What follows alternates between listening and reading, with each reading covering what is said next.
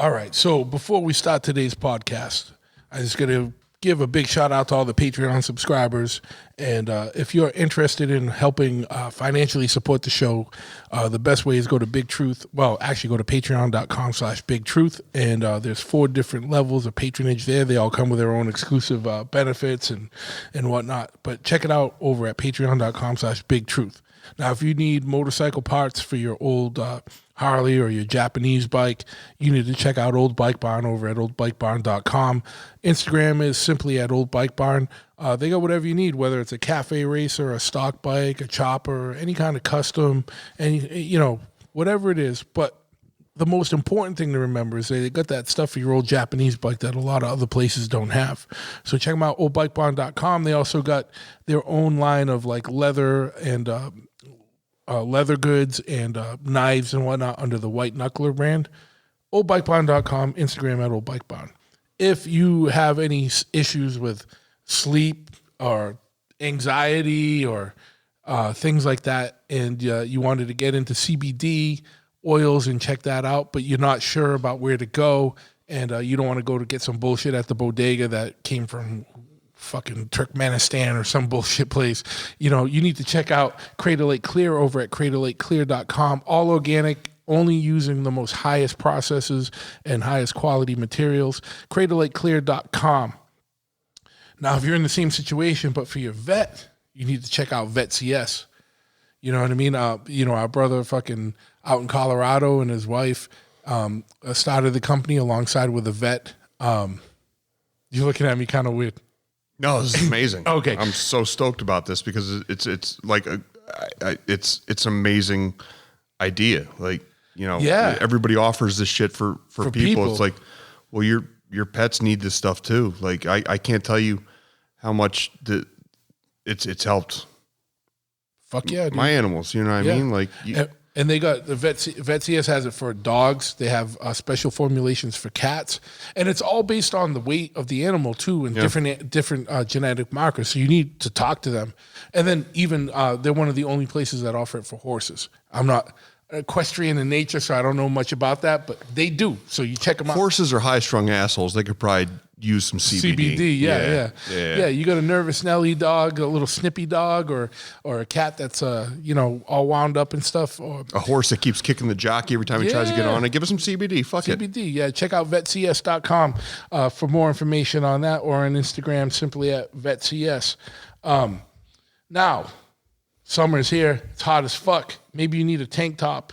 Or some bullshit, you know what I mean? I don't know. Just kidding. Sorry, I was trying to unlock my phone but you need some shit. You know what I mean? You need some new clothes because your hamper's full. Everything you have is fucking sweaty and fucking gross and fucking it's sitting wet in your fucking laundry bag. So check out Omerta over at omertamia.com. Fucking most. The best and most fucking real fucking streetwear brand there is. Oh, it's phenomenal, you dude. can attest to it. They're our brothers. They do shit in-house, and everything's made in America, organically grown. They're not some bullshit fucking company that or some bullshit offshoot of like a bigger company. You know what I mean? That's all organic, homegrown. Fucking 100% legit streetwear. Check them out at omertamia.com or on Instagram at omertamia, or they got their own app in the App Store. So go check them out over there. And they're always running specials and doing rad shit. So check them out. Snitches get stitches. That's right. Now, if you happen to be in the unfortunate situation where you find yourself in a motorcycle accident, you need to check out Law Tigers over at lawtigers.com or go to Instagram. Facebook, and type in Law Tigers in your state so that you can get in touch with your local office because they're great. They're going to be the ones that help you. Now, I always say this with the caveat is that's the only sponsor I hope you never need. But if you do happen to be in that situation because there's so many fucking distracted drivers on the road texting and fucking jerking off or whatever the fuck they're doing and not paying attention to the road. So many people get rear-ended now at stoplights and fucking bullshit or just cut off because people aren't paying attention. They just go right in your lane or cut off in front of you. Check out Law Tigers if that fucking happens to you because it's a motorcycle law firm for motorcycle accidents and it was founded by riders for riders. If you need even more clothes, but maybe you're a little off kilter, Like you're a little weird. You're into like occult shit. Dude, all the shit we were supposed to talk about on the podcast that we didn't, like fucking, like the Manson shit and the nigga, hit that record button. What are we doing? We're gonna keep it going. Midnight Operation Midnight Midnight Climax. Midnight Climax. Yeah. If you know what Midnight Climax is, then you need to check out Heavy over at heavy.bigcartel.com. My man Zach Doom's got a clothing company. Yo, I've seen his shit. It's fucking dope as fuck. It's dope as fuck, man. He's got it. You know what I mean? You like to play Black Sabbath records backwards and fucking look for weird shit, or REO Speedwagon records backwards, whatever. Fucking play it forward. It's weird too. Yeah, whatever you're into. You like look for secret meanings to Hotel California. You need to check out Heavy at heavy.bigcartel.com or on Instagram at Heavy Clothing. Especially if you're into all that shit, but you're also into vans, like show vans, boogie vans, 70s vans, choppers, and cool custom shit like that. So check them out. Now, if you're into motorcycle riding and things like that and building custom bikes and it's just fucking so fucking ridiculous, dude. There's like no even hiding what you're doing over there. What? But it's vitamins. Taking deep breaths.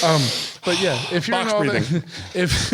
If you want more information about any aspect of motorcycle stuff, you need to go check out Chop Cult over at chopcult.com, the biggest information clearinghouse and online message board set up for the motorcycle world. And they also have two other cool things. They got an online swap meet where you can buy, sell, and trade parts, and also an online events page that has all kinds of motorcycle related events all across the world, all across different times. It's broken up by date and location, so it's wicked easy to navigate, and everything is absolutely free. So check them out at chopcult.com. Can I talk about real quick about that online swap meet real quick? Absolutely. That's the dopest thing fucking ever, because when I had fucking nothing but Jap bikes. Yeah. Because all my shit was out of date, like RC51s, all that shit. It was all out of manufacture. The hardest thing to find was fucking parts. Yeah. You know what I mean? And when you did find parts, you were getting priced. You know what I mean? You were getting shafted. Yeah. So I wish I had the forum to find like OEM parts from other private people, because it would have saved me so much money. It would have made it. Absolutely. Because when you're buying from somebody who's just as enthusiastic about the bike you have, it's not about money. It's about just perpetuating that interest. Absolutely. And it's so wild that you know, why give your money to a corporation that's going to rip you off when you can give it to somebody else who's also enthusiastic, who you know that money's going to go to them building their bike and giving you that part that you need. Fuck yeah, dude. You nailed it right on that. So check them out, chopcult.com, on Instagram and all social media, simply at chopcult. And if you need even more clothes or records, you need to check out Pitchfork. And I think we alluded to Warren and company. Royce and LD, man. Royce and LD earlier in the or during the show itself. So Pitchfork at pitchforkny.com, on Instagram at pitchforkny. They're the brand that all your favorite bands wear. Yeah. Right? For decades. Like, you see Slayer wearing Pitchfork shirts. You see everybody wearing Pitchfork shirts. And what's dope is they're all limited runs. So you're not getting some fucking mass-produced bullshit. No. You're getting something that's like 1 of 50, 1 of 200. Yeah. And you know what? It's never getting produced again. So. And when it's gone, if there's a design you like, you better jump on it, man, because when it's gone, it's gone. Once in a while, they'll bring something back. But it's years and years later, so you're going to be waiting, you know? Yeah. So, you know what? Buy a dope T-shirt and build some fucking equity. Absolutely. Blackstone's bought all the houses. Buy a fucking T-shirt. Buy a T-shirt, yeah. And, you know, and if you want to be a real piece of shit, you know, wait for it to sell out and then sell it at a profit. You know what I mean? If you got to, that's what Japan market's going fucking wild right now. So fucking bananas, yeah. And not last but not least, but like, you know, if you need a motorcycle built, if you need fucking service and repair, if you need some customization, check out my shop, ChopEd, over at choped.com. It's a full brick and mortar motorcycle shop. It's the lifestyle. It's not a lifestyle fucking brand. And we do have swag and shit you can buy online, and we got parts online, and we're going to be updating all the website and everything soon. But check us out at chopahead.com. But even better, come by the shop, 13 County Road, East Freetown, Mass. It's a physical fucking address. You can walk into the showroom. We got a showroom. We got a parts counter. We got a big fucking workshop in the back. So check us out. Chopahead.com, 13 County Road, East Freetown, Mass. 508-995-6764 is the number. And last but not least, check us out, bigtruthpodcast.com, for more information about the podcast itself. Before we get in today, I got to reiterate, the most important thing you can do if you like this podcast and you don't want to financially support it is just like the podcast, subscribe the podcast, leave a review, leave a comment, share it with your friends, family, whoever you think might be interested in this. Let's spread the word so we can get this thing going and growing. All right. And real quick, rate the podcast. A lot of people don't do that. It takes 2 seconds. Click 4 or 5 stars. You know what? Whatever you like. Whatever you like. If you hate it, give it 1. I don't give a shit, but just rate it. Rate it because it's going to help bolster it. It's going to help bring it up in the charts. It's going to help expose it to other people. And again, you don't have to write a review. You don't have to write 5 fucking paragraphs. No. Just subscribe and fucking click 5 stars if you enjoy it, man. That's all you got to do. Rating it helps so much. And if you're on YouTube, click the bell so you get notifications and everything. And do what you can, man. It's very, very limited return on investment. This is free. Yeah. So, all I ask in return is, get a little engaged with it, because it's cool. You know what I mean? I mean, it's cool. Like I appreciate you being engaged with it, But that's about it. Let's get into today's episode right now.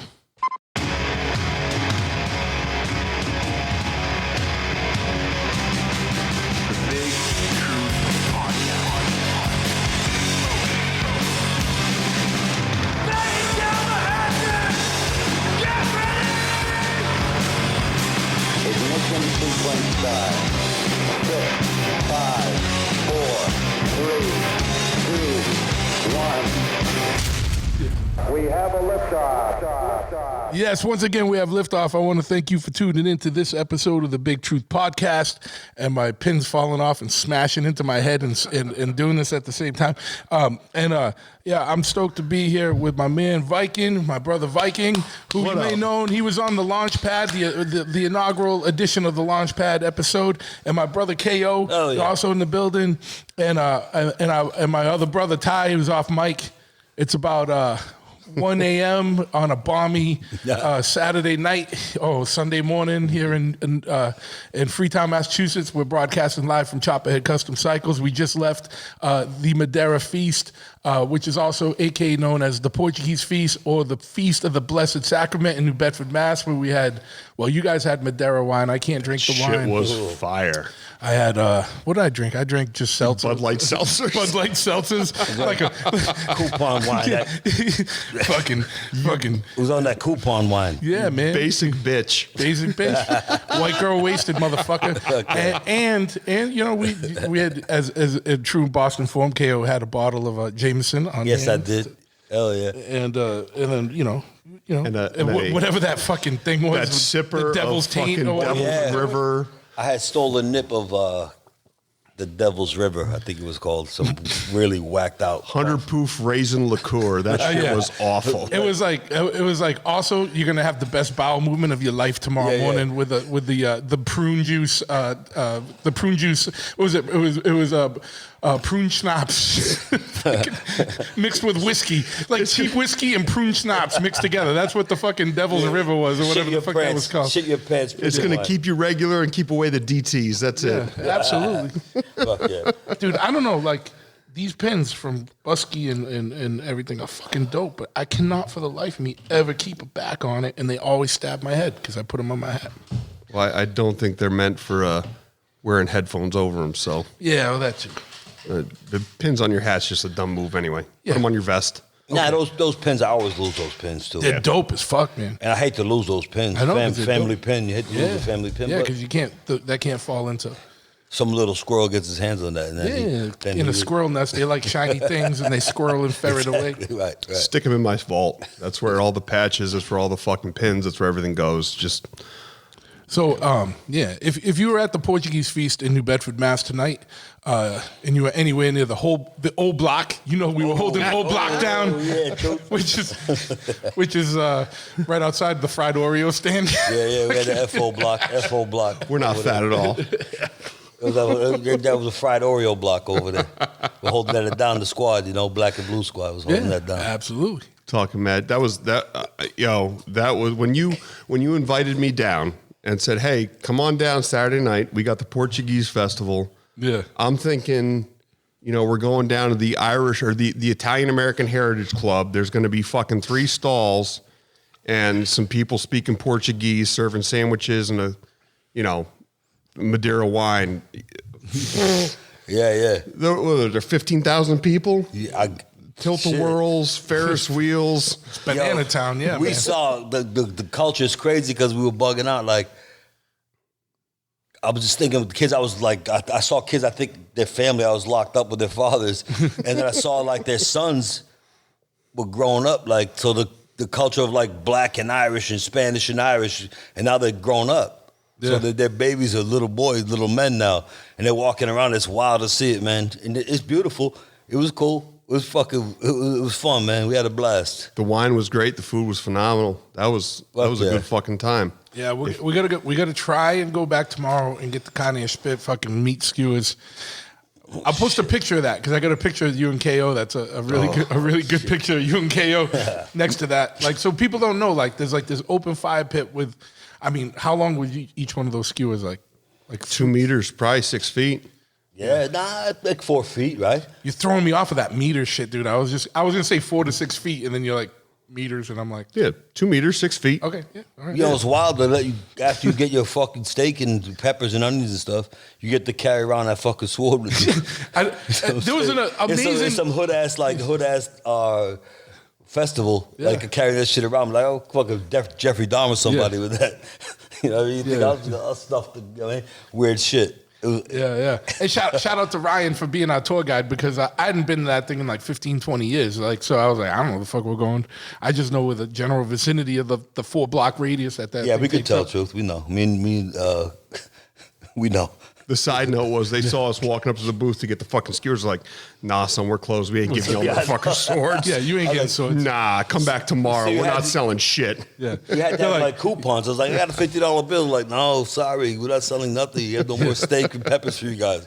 And meanwhile, there's like 40 of them on the fucking pit, like and there's still like 200 people in line. Yeah, it was some like Jack move shit. Like, oh, maybe jack these motherfuckers. We just should have stole a skewer.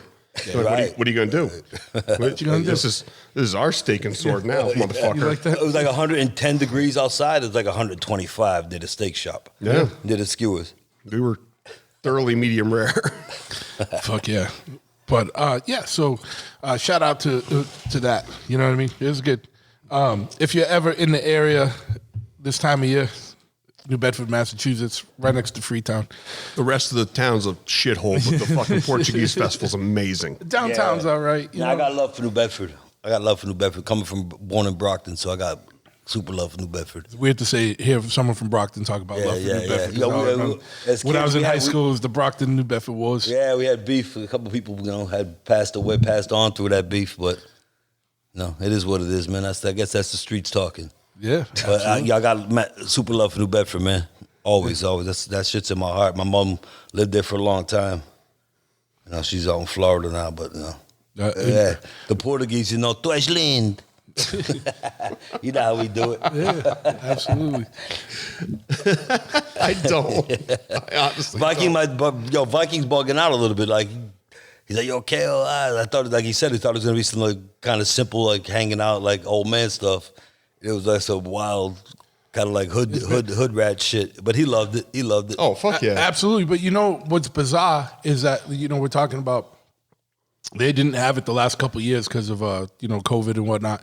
And then, I hadn't been to it for years before that, but it used to be fucking bananas. And that's why I was like, we were like, it was like towards the end and we were about to leave and I'm like, nah, let's just stay to the end because that's when it gets it jumps off. And it didn't because I don't know, the world's a more mature place or something or a softer place or whatever, but there's usually at least a few fights, a few gunshots, a few stabbings. Yeah. There was, I don't know. There might have been. As we were leaving though, we saw like 20 cops running towards one spot. Yeah. So there's something probably happened. Yeah. I'm thinking everybody's been locked up for so long. Everybody's been dealing with so much bullshit, being cooped up with their own thoughts and mind, their own thoughts and shit. It's you come out now and you have to weigh your options. It's like, do I want to be, when you have freedom constantly, you take it for granted, but when you're coming out of a lockdown, it's like, all right, do I want to be a dipshit and risk getting the freedom that I just gained taken away for another so many years? Or do I want to just go out and have fucking fun and let shit roll off my back? And maybe next year I'll come back and be a fucking jackass. Yeah. You know what I mean? Like, but this is the first year out, let's go have a good time and not try to be a hard ass. Yeah. I don't think the kids under 22 are thinking like that though. I think that's the older. Yeah. The parents that might be wilding out usually. I disagree. I really think, because can you imagine? I think most people are thinking, all right, everything's on fucking camera now, and for one, and for two, I think the world's just softer. And but kids don't fight anymore; they shoot. That's true, but they don't fight. But think of being a 20-year-old, and the formative years of 20 to 22 got taken away because 20 is nothing. 21's the big year. No, as a kid, 21's the big year. And if you missed it to drink because everything was closed, and now 22, it's like, all right, now I get to go be 21 again because now the world's open. Do I really want to piss this away on some dumb shit, or do I want to go have fun and then maybe next year be the hard ass? I really think that we don't give those kids enough credit because the shit they just went through, nobody else has been through. I mean, the last time we went through this shit was the Spanish flu in 1908 or 1928. That's when I was born, 1908. Right, yeah. Calm down, don't break a hip. Take some Metamucil and fucking have a bowel movement. He did. It was Irish Rose Devil's Whiskey or whatever the fuck that thing was. The prune juice, The Devil River Raisin Liqueur. Yeah. But I think kids are now more aware, and it's like, all right, this is wild because they see how their parents are reacting. They see how their community's reacting to being just shut the fuck down.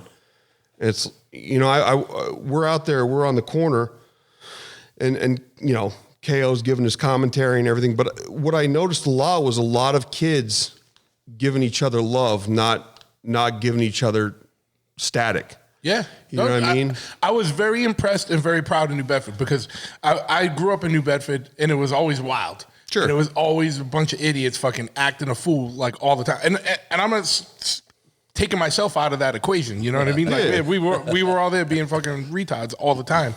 But I was impressed. I was like, wow, this is definitely a different climate, different world. You know what I mean? Than when we were younger. I think this was a shock. I think this was like, I think a whole bunch of people realized, oh, my day-to-day can get shut down real fucking quick. I wonder, man. I would love to have taken a poll out of there. Like, you look like a jackass. What was your reason for not being a real jackass tonight? Yeah. Was it you worried about losing freedom? Was it you worried about, which does get tied into, like, everybody has a cell phone, everyone has a camera, there's cameras on every thing. Or is it just, or is it just because you're soft? Right, Which one was it? But I mean, think you're going to be... And beers being $6 or 6 tickets now. 6 tickets, yeah. It's different than when we were young and it was like 25 cents for a beer. Now, and we didn't have to go get a fucking ticket to go buy a beer. That's the only complaint, man, is that you got to stand in line to get your wristband, and once you get your wristband, you got to stand in line to get your tickets so that you can buy beer and food. And then while you stand in line to buy those beers and food. Yeah. So Portuguese Festival. Take heed to that. If you can. Cut down on the lines. Can the Portuguese Festival next year be sponsored by Venmo, for fuck's sake? Maybe not so much Venmo. Or just take cash. Just take what I mean? Yeah. Take the cash. I think tax free. I think that's actually a smart move because then you're not worried about cash going missing or being pilfered. It's all in the machine. Sure. The ticket for cash machine. Yeah, but I hate the fucking machine though. The world is the machine, right? Yeah. We could go into that. The world is a machine. It is the machine. The machine of Venmo and shit like that. That motherfucker's hustling over Venmo. You go on the block and you're selling whatever you're selling, your product. And that's why you have a slide. Yeah. Where you can take credit cards. Yeah. But now the crazy thing is now like every transaction over $600 online is going to be monitored by the IRS. And my weed dealer has a Square. I don't know what you're talking about. Yeah, but it's a weed dealer. Like I just tap my fucking credit card and I'm getting a quarter. But it's legal, right? It's legal most places. Not in New York. Not in New York. No. Allegedly. Well, is it decriminalized? Yeah. All right. Yeah. Yeah, it's. I think that's going to be something we see in the next couple of years where it definitely goes federally legal. Like, I fucking hope so, man. For fuck's sake, we've been dicking around with this shit long enough. You know, just if it comes from the fucking ground, just make it fucking legal. Like, we don't need. You don't. The fact that mushrooms, marijuana, are Schedule I drugs is just absolutely fucking insane. yeah. It's just like you're gonna fucking regulate nature. Go fuck yourself. I can't front on the weed shit. Like I do a lot of drugs, and I have done a lot of drugs. Tonight, that weed, yeah, tonight. In the last 32 seconds. But that weed, the fucking weed now is crazy, man. To smoke that shit. I don't know. Someone driving on that, that's it's kind of crazy. No, everything has a time and place. Should be done with a sense of responsibility and personal accountability to it. Yeah. Just like drinking, man. Like, I don't know. Plenty of people drinking. My whole life, so I was like 13 years old, 12 years old, drinking behind the wheel, stolen cars, fucking whatever I did. It was all, and knock on wood, never got pinched for drinking and driving. Allegedly, I probably just cursed myself on this shit, but allegedly, there's no wood to. I've seen like the motherfucker smoke a ton of grass and they're like spacing out. I'm like, oh, motherfucker on the highway. I'm not sure. Maybe that's just me being fucking cautious of my own shit, but it's wild. No, I respect the weed being legal. You know that the government's going to tax that no matter what. They're going to tax anything they get. If they want to get even the next drug, they make cocaine legal. They're going to get their money either way. Make it all legal. They're getting their money either way right now. They're getting their money either way right now. Make it all legal. I mean, what the only thing you're going to do with legal drugs is ensure people a supply chain. But they don't want to make it legal. They need to lock us up. Well, and I'm not getting, this isn't an ACAB moment, but I'm saying one of the biggest lobbies against decriminalization of drugs is like the law enforcement, like the prison and prison guard lobbies, because especially now in the age of privatized prisons, like private prisons, like they need to fill that shit up. Now that's a business, prison for profit. Like, and I think that's, whatever your political stance is, like, you got to see the fucking inherent nature of how horrible that is having a privatized prison. Like, I read, so when I was in college, 15 years ago. 100 years ago. 100 years ago. 15,000 years. 15,000 years ago. In 23 BC, when it was just you when I was in college. It's just you and that cluster of roots in Colorado. It was me and a bunch of white aspen trees in Colorado in college. My teacher of criminal justice had me read an article. It was by this dude named Eric Schlosser. It was called The Prison Industrial Complex. And it was in the Atlantic. And it broke down privatized prisons. Yeah. And there are thriving cities in upstate New York that run solely on these privatized prisons. And if anybody has any interest in this shit, go read it. It's Eric Schlosser, Prison Industrial Complex, The Atlantic Monthly. And that was all that time ago. It's probably progressed in insane amounts since the last 15 years. I mean, you're literally, it breaks it down to the point where you realize that every bed that's filled is a dollar sign, and it's a dollar to the phone companies that allow these prisoners phone calls. It's a dollar to the prison guards. It's a dollar to the judges that convict. It's a dollar to the contractors who are making these fucking prisons. It's insane. It's really eye-opening because that's the dollar that's going to get you over. That's going to get you in.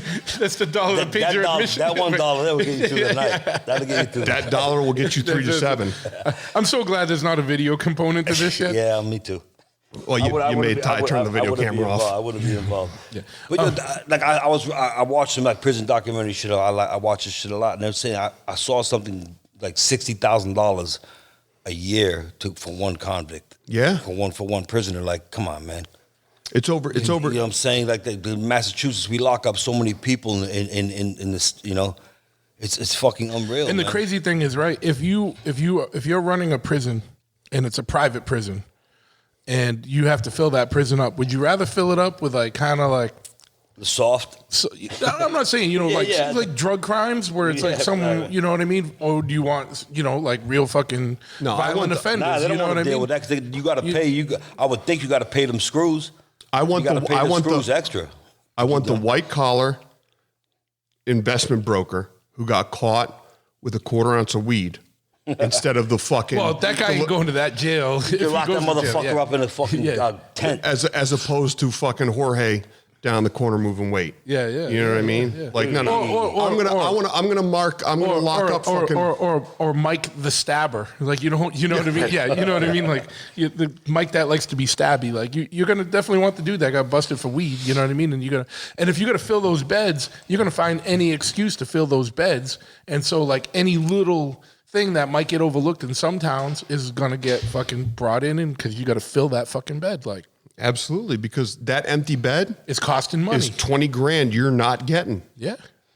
It's wild. Like I said, a documentary with that shit, and some kid from I think South Central, some homeboy who was out. He went to Virginia and he got caught for 2 armed robberies. Like back in LA, it'd be like 7 to 10 years. He's doing life for that.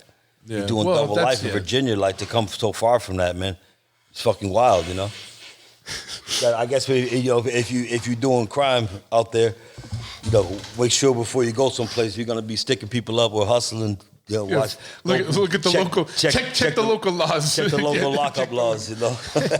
Yeah. There's your criminal tip for the day. Right.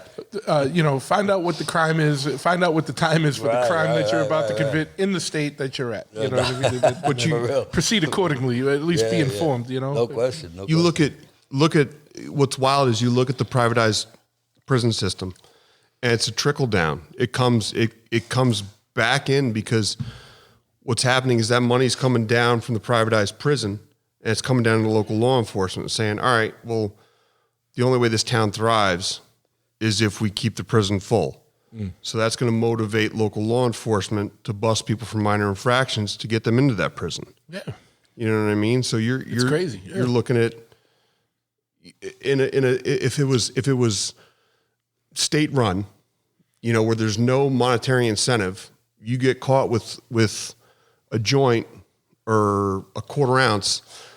All right, it's a misdemeanor. We're going to give you, I don't know, a 90-day probation like most and a fine. Yeah. But now they have a monetary incentive. All right, well, guess what? We're going to lock you up for 90 days. Yeah. That bed's filled. We just made $10,000. Yeah. Dope. Yeah. In most cities, you get caught with a 1/4 ounce or a little bit of grass, even a little bit of blow. Like major cities, most cops can keep it moving. Yeah, no, we're just talking about like where there is privatized prison. Now there's more of an incentive to put someone in over a dumb fucking thing. Yeah, I guess they're almost forced or told, right, as police to do that. And that gets to the whole fundamental thing. Like, there's a lot of fucking things I don't fuck with, like drugs that I don't fuck with at all. But like, if we are supposed to live in a free society, you should be free to make the choices you want to make or not want to make, but also be accountable for the choices you make and don't make. You know what I mean? 100%. And like I don't need government to be my fucking parent and tell me what to do and not what to do. Like, listen, you know what I mean? Right. I know the consequences most places, and I'll deal with them. We'll always suffer our consequences, That's right. We know. But I'm still going to do what I want to do. Yeah, absolutely. But that's the thing. I forget who the fuck was it that said that laws aren't for the masses; they're for the lowest common denominator. Yeah. I mean, laws are there because you have a minority that's a dipshit.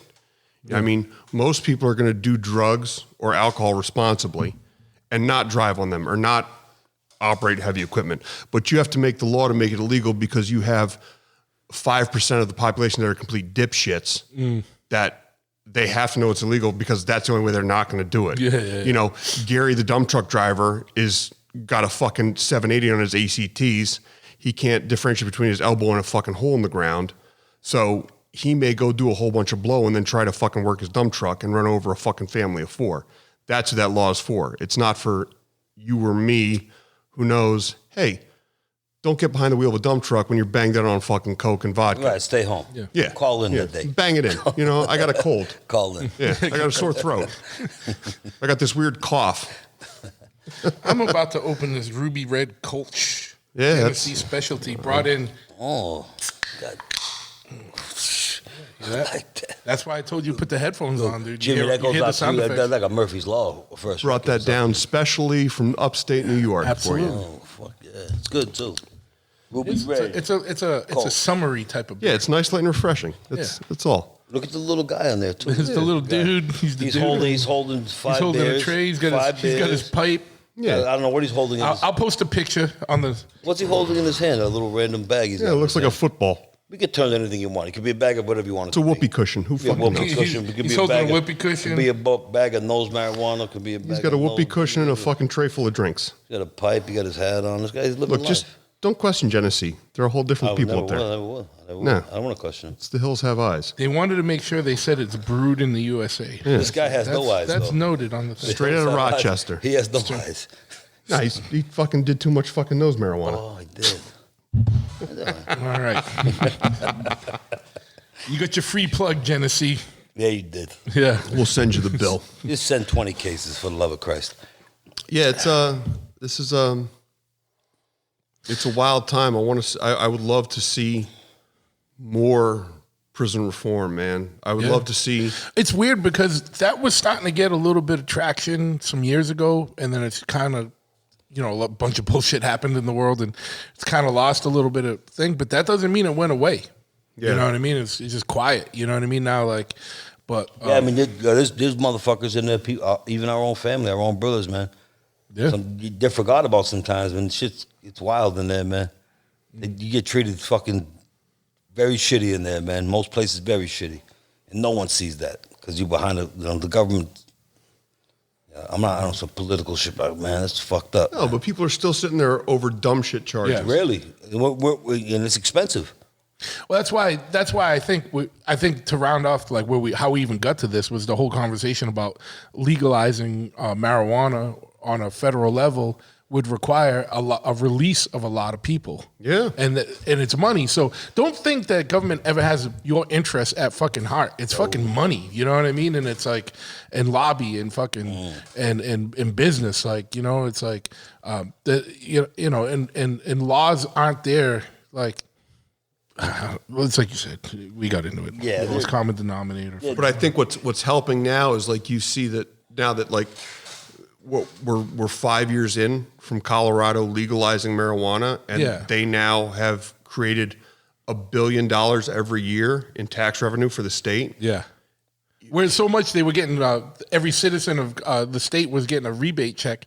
That didn't happen in Massachusetts when shit went legal. I didn't see my marijuana rebate check in New York either. Yeah. My taxes keep going the fuck up. They take more money and from different revenue streams and still fucking fuck you harder every year. Man. I just watched a press conference against my better judgment with our fucking governor in New York, fucking batshit Kathy Hochul, and she's talking about how we're in a fucking budget crunch. It's like, you could do the same thing Colorado did. You could legalize marijuana. You can make $1 billion a year. Her face is in a budget crunch. Yeah, her fucking face should be in a fucking meat grinder. It's the best. That's such a 2 a.m. fucking. Your face is in a budget crunch. It's 1:41 a.m. Why aren't we? Why aren't we? Your face is a budget crunch. Why aren't we cutting my taxes with fucking marijuana money?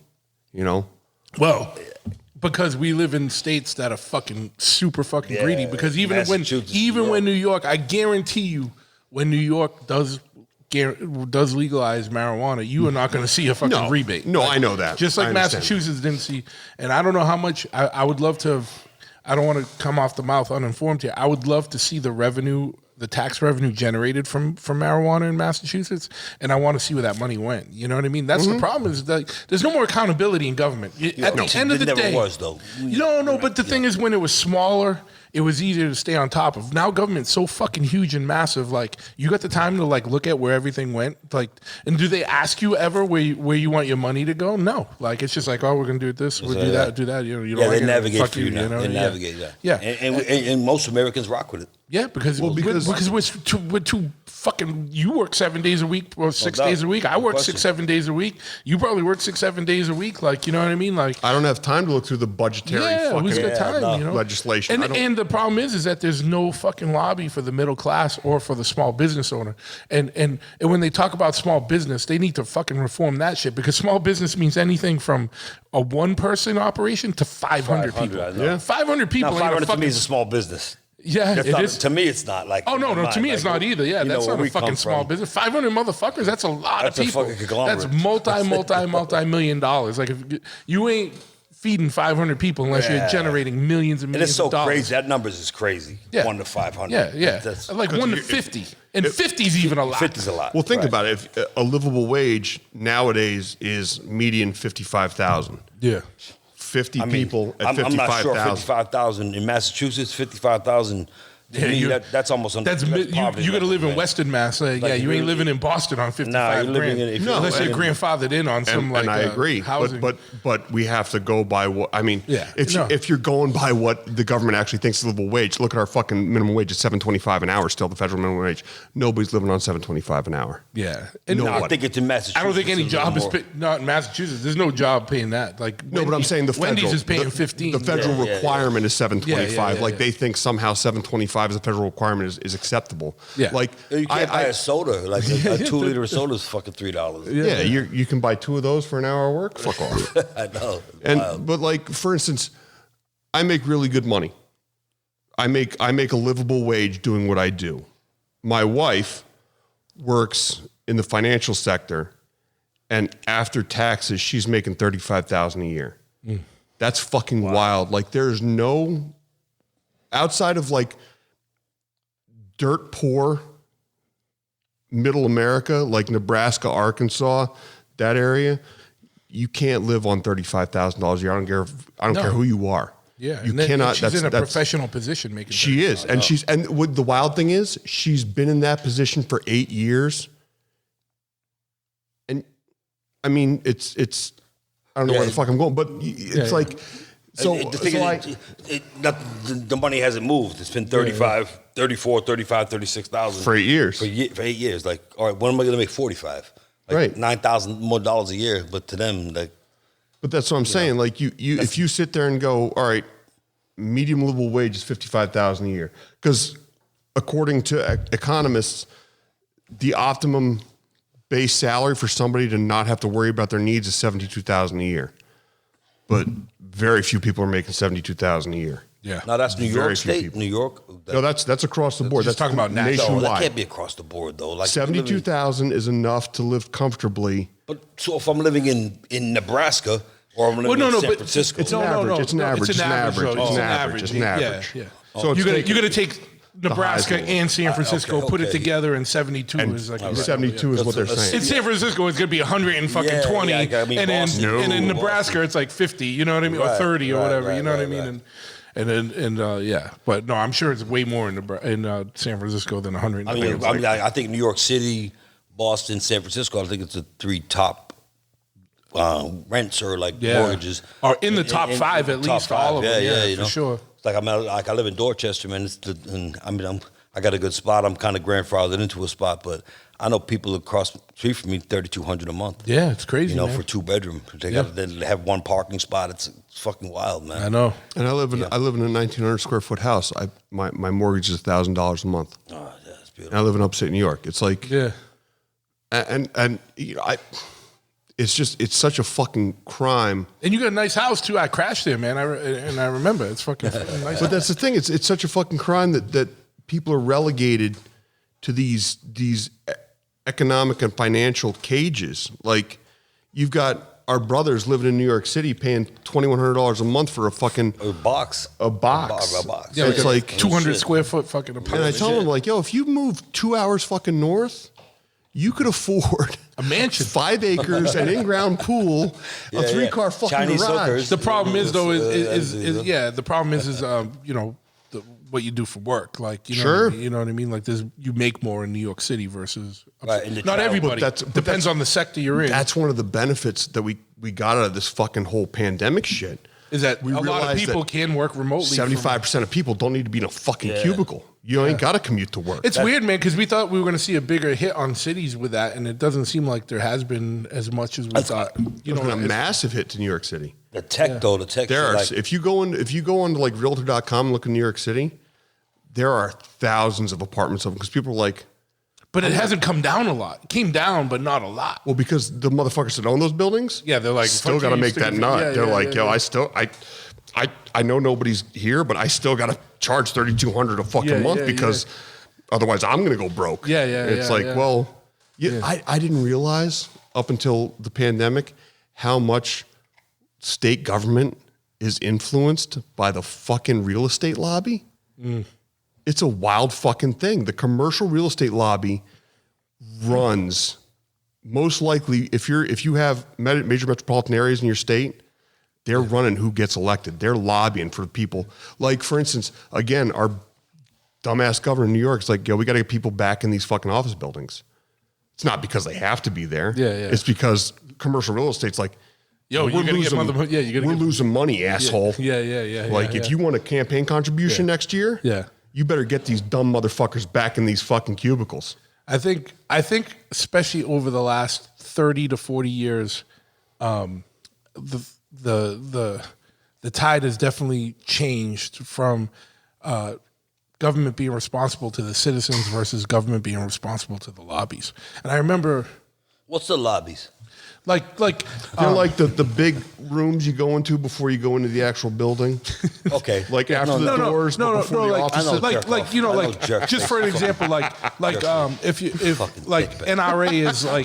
NRA is the representative of people who have gun interests in Washington. Like, so NRA is the gun lobby, even though they're a fucking piece of shit organization. Right. Awful. But you know what I mean. But like, there'll be a lobby for the real estate industry, or there'll be a lobby that represents, like a police union or whatever. Those are all lobbies. You know what I mean? That a shared interest that tries to.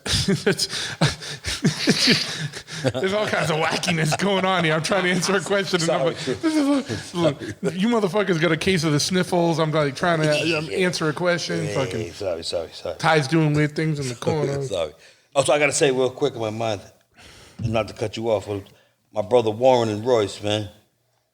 They're great people. Shout out to Pitchfork. We love them. Yeah, Pitchfork. LD too. Fuck it, why not? LD too. But they got the real estate group and properties group, real estate shit, and Warren Lee. Check them out on Instagram. Okay. Warren Lee, real estate. Okay, talk to the mic. Oh, sorry, guys.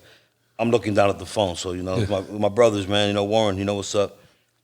Licensed real estate agent for Ideal Properties Group. Peep it, man, on Instagram. Yeah, if you're in New York City area and you're looking for some real estate, and check out Warren. That's all. They'll get you the dopest $3,200 a month box you can get. They will get you the $3,000 box for maybe $2,500. So check it out. Tell them KO told you that. Then it's $2,200. So I got to take 10%. If you tell them you heard it on the Big Truth podcast, you get 10% off. That's exactly how we use the promo code Big Truth when you're signing the lease on your new apartment, and you will get a 20% off your lease for the year. You'll get a free Keurig and a Manscaped ball shaver. Yes, you will. This apartment comes with the Lawnmower 3.0. The Lawnmower 3.0 and a ball deodorant. So, which is a fucking. I wish I still kept them as a sponsor. Like the crop preserver. I would love to have some fucking ball fucking. Yeah, they should have a bra that comes with it though. Like it comes with. It's fucking hot as fuck, man. Yeah, it is. It's it's hot as fuck over here, right? Yeah. I mean, it's in Massachusetts. It's Florida. We over here. Arizona weather 110 over here. I think 105 feels like that. When I got in my truck earlier, it said 104, but I think that was like from heating up in the sun. So Let's like just it's really 90 something. You know, I like 101. But it's good. with the dew point and the humidity. It's fuck sucks. Brutal. But it's only a few weeks a year, so whatever. Yeah, it's good. It gets hot in the summer, it gets cold in the winter, and then New Englanders will always complain. Me and Viking loved it at the Portuguese Fest. Thanks for coming out to weather on the 10s with Truth. That's right. Hot in the winter. Hot in the summer, cold in the winter. Nice in spring, nice in fall. That climate change is a motherfucker. Yo, on my mind of the state. Climate changes, yes. What's up with music, man? for me in hip hop. Just quick, I want to with hip hop music like. That was a fucking hell of a segue. It was good. Why did I fuck up? I fucked up with No. No. It just went from climate change to hip hop. I dig it. No, you dug it. You got us out of a hole that we were about to Real go quick. down. So Yeah. All right. Yeah, you saved it. The politics make me crazy, man. I talking about like the politics is crazy. We already know. Let's talk music. What's on your mind about music right now? I'm all about talking. Although, and if anybody knew KO, they know he's got ultimate playlists of random acts of music. If you want to ask him what his hardest artist is, it's fucking Sade, and he'll fight you over it. Yeah. It's definitely Sade. It's Sade, Madball, Warzone, and Frank Marvin Gaye. Sinatra. Exactly. Yeah. We'll break it down like that. Actually, I think Frank beats fucking Madball. And MOP, yeah. MOP, yeah. Oh, Annie We up. gotta Let's do fucking Browns, go. we gotta do Brooklyn stuff. No, I'm just like in my mind, like there's certain shit that's coming out, like Philadelphia and hip hop. I'm not a big Instagram guy, but I watch a little stuff. And Philly right now is killing it in hip hop. It's not like this trappy bullshit, like this crap. It's dope shit. Are you like talking about young kids coming? I'm not gonna market nobody, or I don't know none of these kids. No, good. Name names if there's anybody that you're I can't name names because they could be suspect. Who knows how they're built? I don't know how they're built. I'm going to name a what I'm name. saying? Like That the group Coast Contra. dope. Fucking. That's LA, right? No, they're Philly. They're Philly. Like Stress knows one of those dudes. Oh, he does. Yeah. I like their stuff. And they're old school though. They had that. Their like freestyles are fucking fire, man. Yeah. Holy shit! Like they bring you right back. good, man. Good. Like It 16 should bars. Should come back to artistry and not just fucking mumbling and fucking rhyming the same know, words with Like same bars. these 5 kids can spit a 16 off the top of the dome like nobody's fucking business. Shit coming from Viking. Like old school. You already know. Like old school. Like I was thoroughly impressed. I saw one that freestyles thing they did. It was dope. Yeah, that Eric Jamal kid. He's the last one to go. And his shit is fucking Ty, hard. What he said, Ty? What he said? He said, punch face, right, left, chop, pop. Yo, berserk. I don't know, whatever it is. What was the one he goes? Oh fuck! I can't remember. I'm not even gonna fuck it up But he has one line where he's talking about. I can't see cats, but all I see is pumas as he's getting fucking jumped and getting kicked in the face. Oh, okay. Yeah. Fuck, that's good, man. Oh, shit. Dude. Yeah, but Philly's always had fucking. Philly's always fire. had dope shit. They're super underground. Most of it, but they're killing it right now, man. There's some young kids coming out of the super. It's good, hood. man. It's good that there need to be a resurgence of artistry in that world because I know it got lost for a little while. Yeah, man. And I'm a hip hop head, man. I love hip hop. I know Same. Truth's a super hip hop guy. You know, back in the days, he had his record label and all that stuff. Which I just found out about. Yeah, man. He Yeah? helped. He was literally there for one of my, like, you know how you have like those top 10 albums in your life that like shape you. So we were bullshitting earlier, and I've known Truth. How long have we known each other? Truth, decade? I don't know, at least, yeah. Yeah. Hey, you know what's crazy? Feels like 100 years. And I got to give respect to this, and I know everyone sitting at this table is the same way. Is like, you know, obviously we've been around a long time, getting older, but like the amount of people I've known for a serious amount of time that are close to me, and like I fucking.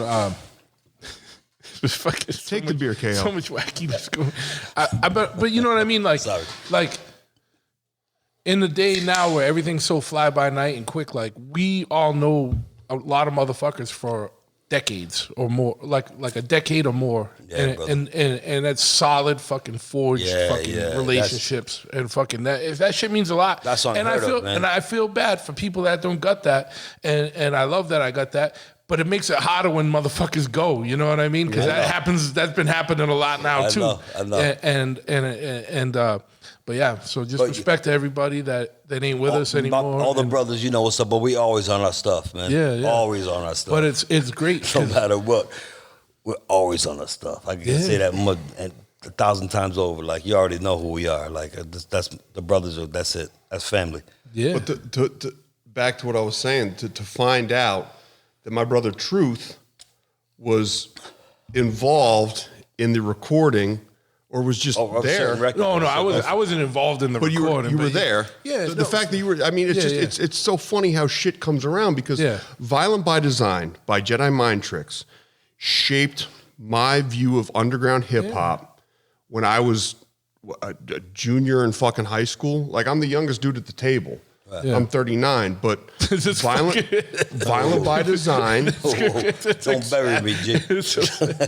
Violent by Design shaped my music taste from the time I put it in the fucking CD player to now. Like, I still listen to that shit. You know what I mean?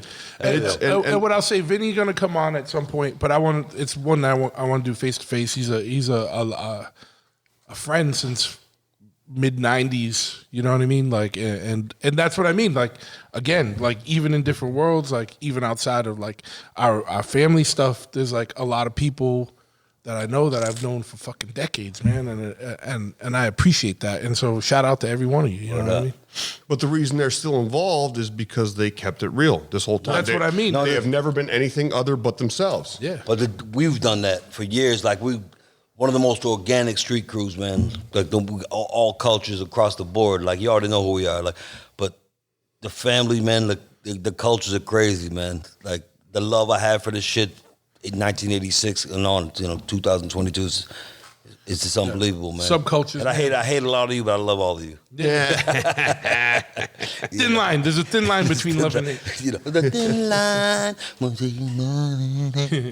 But yeah, man. Like, I don't like all of you, but I love all of you. Yeah. That's it. Yeah. It's family shit, That's it. That's it, man. Family shit. You don't have to like everybody every day, but I love them no matter all. what, I love all of them. if I could hate you, or I could not want to be around you one day. But if shit goes sideways, I'm gonna have your back, Exactly. and I can make fun of my brother. Somebody outside of this can't make fun of my brother. Exactly. I'm gonna lump you the fuck up. Right. That's beautiful. you don't want Viking to come knocking. No. That's the real shit.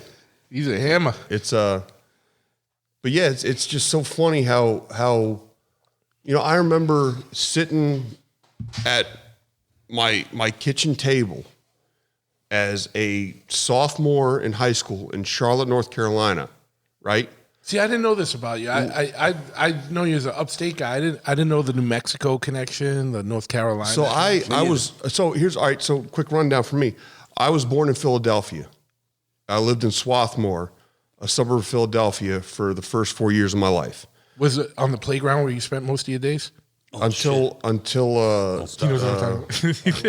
playing some, Okay. and then I slapped Chris Rock because of my fucking bitch ex-wife. And check out wow.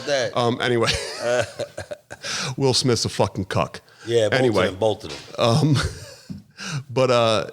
So I was born in Philly, and I moved out and moved to North Carolina. Lived there for 8 years, but I remember doing my fucking homework, listening to the fucking. You remember the record label Identity, who put out like all the fucking metal shit back in the day? No, I don't like. Identity, No. Identity Distro. No. Like name some artists, and I'll probably. Marauder. Okay. All right.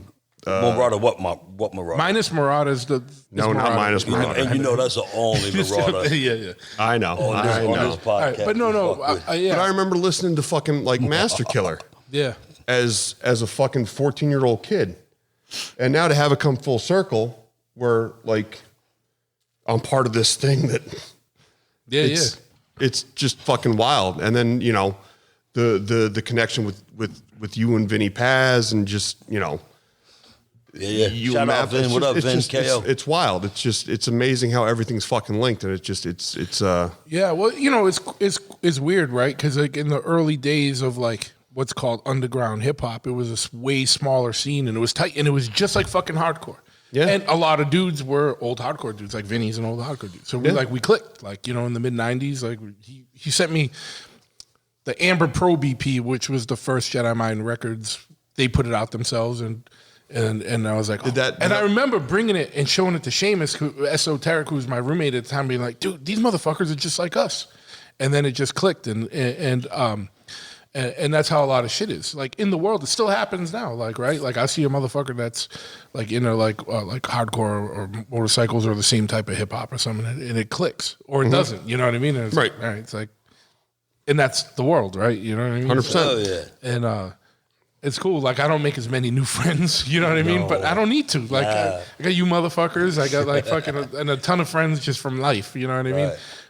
I'm not saying that in a dicky way. It's just that's you, what it you is, got to be a man. standout motherfucker to come in the circle nowadays. Like because you know what I mean. Yeah. That's beautiful, though, man. With That's age, we just get more discerning. I find that I think Ty just left you. Yeah, you're crashing at my house tonight. Ty just is like, fuck this. He just got up and left. He shut the door. I'll sleep at Chopperhead. I'm over here. It don't matter to me. Yeah. I find I'm making better connections with old friends. Yeah. Now, you know what I mean? Like I'm forming better bonds with the people I've been around for the past 10 years. You know what I mean? Because especially now that we've because for so long we took for granted that we're going to see each other. You know what I mean? And then you spend 2 years locked down where nobody's fucking traveling, nobody's going and doing nothing. And it's like, oh, over those 2 years, we lost people. We lost people in our circle. We're like, and you go, oh, fuck, I didn't get to say what I wanted to say to them. I didn't get to connect how I wanted to connect. So now when I come back and I get to see people, it's like, yo, I want to make sure that everybody I see, I connect with on a deeper level, because I want them to know that if they're gone tomorrow, yeah, man, I love them to death, and you're still my people. Yeah, and I want that you means to a lot, man. That means a lot. We've lost a lot of brothers and family, brothers and friends and acquaintances. You know, yeah, because you never know. Couple years, man. And it's not to get weird or anything, but you never know when it's your last day, when it's their last day. Wow. And getting on to exactly what you said, it's like not. This is my boy Nick, who's outside of the thing you're talking about, but has been my friend for 2 decades for industry customs, a motorcycle guy. I had talked to him on a Wednesday, and it was just about mundane shit. And we always talked about weird shit and fun shit, and always had like weird non sequitur, like nonsense conversations that were fucking hilarious. It was all inside jokes, like kind of like how we all do, right? Yeah. And then the last time I talked to him literally was about some mundane business shit. Like he was like, oh man, if you need a new motorcycle, ship it this, you know. And I was like, all right, man, thank you, blah, blah, blah. Next morning, he was dead. And I was like, man, like if I fucking had known. Well, sure. Like and there's no way to fucking know. But what I'm saying is you take that going forward and be like, don't ever take shit for granted. And, you know, tell the people you love them. Fucking tell the people you fucking hate them. Like, fucking whatever. You know what I mean? Because you go out, like, make sure you never know. Like, you know what I mean? What do you do, though? Like, what would you say? Like, you know what I mean? Truth, like, what do you do? That's the like thing. My brother Billy, man, God rest his soul. Same thing, you know? You know, like, locked up most of his life. He came home. He had a little habit. He stayed with me. Basically died on my couch from ALS, man. I saw him shaking in front of me, man. That shit. It's fucking the worst. And then my homegirl passed away like 3 months after that. It was like, yo, the Reaper's chasing me, you know? Yeah. I was like, yo, I almost feel like my time. Like, and sometimes I almost wanted that. I was like, yeah, motherfucker, come get me. Yeah. Because, you know, it was in my head. It's like so close to me. There was a woman I slept in the bed with me, and my homeboy that stayed at my house, he died almost right in front of me, man, shaking. Like, you know, it's so crazy, man. Like, you see, it's just you start to get the survivor's guilt. Yeah, man, your mind goes fucking 100%. crazy. Like, you know, like, it's sad. Like, we're hard people. I'm a hard person. I come from, but I almost broke down, man. You know, like no, it's crazy. I almost lost my stuff. We're at the age where that shit's gonna happen. Yeah, I know. You know, but not even that age. Like, I mean, you know, whatever it is, you know, 40s plus. But damn, it's like, you know, like, damn, I guess life catches up to you, man. Like your stuff you do, and well, that's all I meant. Yeah, you know, it catches up to you, the stuff you do, you know, and like I've done a lot of wild things in my life. Yeah. I know, and a lot of my brothers have done the same shit, man. You know, God bless. I'm still here, man. I know. You know, I put my mom through hell, man. I love you, Mom. You know, just. I think a lot of people listening are probably in our age range, but if there's younger people, don't take the shit for granted and fucking love it, man, because. Yeah, man. You know what I mean? Yeah, man. But I mean, live it like, you know. Live it, dude. Go fast. Go fast. But not, you know, pump the brakes a little bit, you know. Well, let me come at it from the other way too.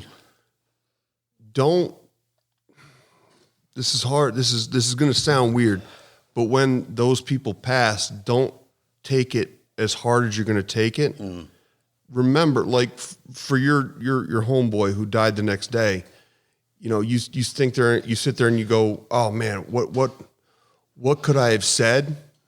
But you talked to him the night before.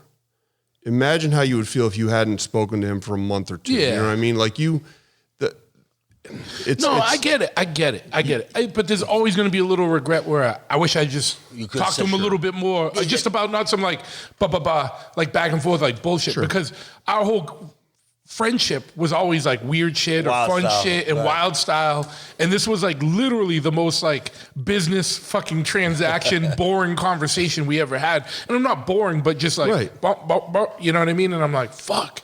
Like, I wish I could have said one more dumbass thing to him or got one more dumbass laugh. You know what I mean? But even saying that, like, you could say that 20 times over. Of course. You could say the same thing over and over. Of course. Like, with any of our brothers, how many brothers passed in the last few years? You know what I mean? Or even just like... We've been through it. Or Ryan, whatever. Like, you know what I mean? Like, there's always so much. But forcing it would have been disingenuous. And it wouldn't have been true to, but it wouldn't have been forcing it. It wouldn't have been forcing it. I wish I took more time because it was also, I was busy. So I was like, all right, cool, blah, blah, blah. And I'm sure he was busy too. Like, you know what I mean? So it was just like, but fucking being busy, I'm working a lot harder for less these days because of the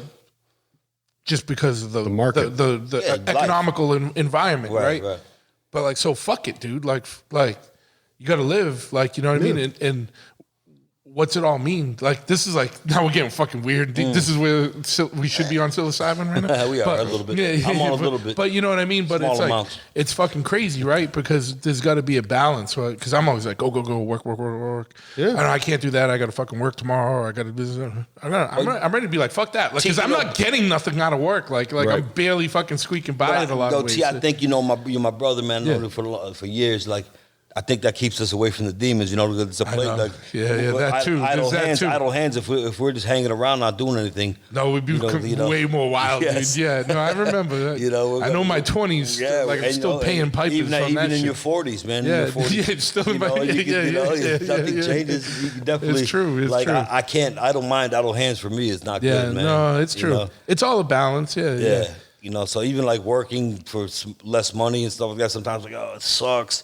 But then if a couple days go by, I'm not working. I'm like, fuck. Oh no, I don't. I need to get back I don't at get something. it. Like, I need to be back at something. I can't even, like, if I have a single day off, like, I don't even know what to fucking do with myself. We needed one. Yeah. But 20 hours, you sleep 6 of them. Yeah. 24, you sleep 6 of them, get up and do 15, and then back in. One day. Like, sometimes I need 2 days just to do life. Laundry, like, collect my thoughts. Yeah, I know. But I don't want my thoughts, because sometimes the thoughts, the demonic, man. I think, honestly, too, sometimes, and now we're going to get into it where Viking's going to step in more because he has a men's health podcast, but we'll talk about that in a minute. But, like, I think I have to work myself to the point where I'm so exhausted I just fall asleep. Because if I sit there and I have time to think, it's fucking bad. And I'm up all fucking night. Me too, brother. I got to beat myself up so that I just fucking pass the fuck out. That's just what it is. And I've been like that most of my life. I know, dude. Most of my life. And whatever it is, I accept it. Starts getting real about 50 minutes into the podcast. But up front, I was the same way. I would ignore my problems and not ignore my problems. I thought I was addressing them, but I was the same way. I would work myself to the bone, and then I would go to the gym, and I would work myself to the bone at the gym. Yeah, and then I'd go home, and I'd pass the fuck out. Yeah, and it cost me my first marriage. It almost cost me my second marriage because what I was doing was I was exhausting myself to the point where I wouldn't have to deal with my issues. You know what I mean? I would just be like, I'm so fucking tired. Nick, I don't want to talk about it, man. I don't have to talk about it because I have nothing left. I got nothing left. So clearly, if I don't have the energy to be mad, I don't have the energy to be depressed, I don't have the energy to be fucking ADD, I can just go the fuck to bed. I can eat dinner and go the fuck to bed. It's almost like an excuse, right? It's a Band-Aid. It's a Band-Aid. Yeah. You know what I mean? It's my way out.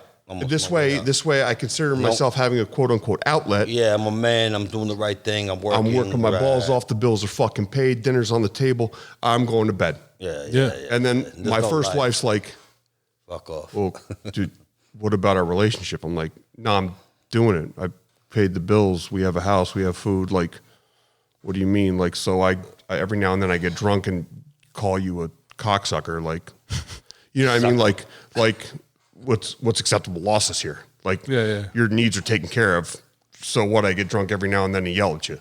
You know what I mean? Like, and it's like when you're a healthy human being, it turns out that's not sustainable. Okay. Well, then I go into my second marriage and I start doing the same thing again. Yeah. Except this time, now we have a child. And it got to the point where my wife sat me down. She goes, yo, you may go and work and you may go to the gym and you may come home exhausted, but for the 3 hours you're interacting with us, sucks. You're walking around like a fucking ogre. And she's like, I'm not going to live with an ogre. And I was like, fuck. So, it's real. And you know, and that's why I appreciate her, because the honesty is what I needed. Yeah. And I went, all right, how can I turn this life that I've spent 10 years doing or 20 years doing or 38 years doing, how can I turn that around and stop just putting a Band-Aid on it and actually get to the root of it? And that's where therapy and psychedelics fucking saved my ass. And acknowledging that what I was doing was a fucking Band-Aid and not a cure. Because just because you have a pressure release valve is cool and it helps, but on the days you don't have that pressure release valve, what do you like? Yeah, are you a fucking unbearable because you didn't get that pressure release? Right, so it's like, right. Oh, this isn't a cure. This is a Band-Aid. This is just every now and then. It's like a fucking. It's like it's being selfish.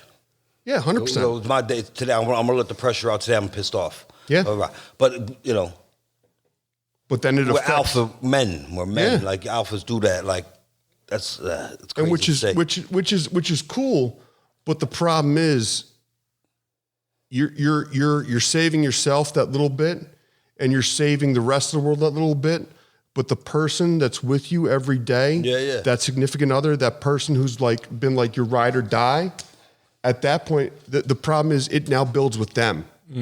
That you're pushing the responsibility of your anger and your depression on them because they have to now deal with it, and they may not have a release valve for it. So the only way for you to do right by them is to address your shit, whatever way that may be. You know, I can't sit here and tell somebody how to fucking address their shit, but if you can't just sit here and try to, you know what I mean? Like you can't just sit here and be like, yo, this activity releases me, because on the days you don't have that activity and you're an asshole, well, it's not curing anything. But if you can get to the root of it and then compound it with that activity, you're going to be a better, healthier person, and you're going to be a better person around the people that are around you all the time. And I realize this because I have a daughter, and my wife sat me down. She goes, hey, you're this big, angry dude.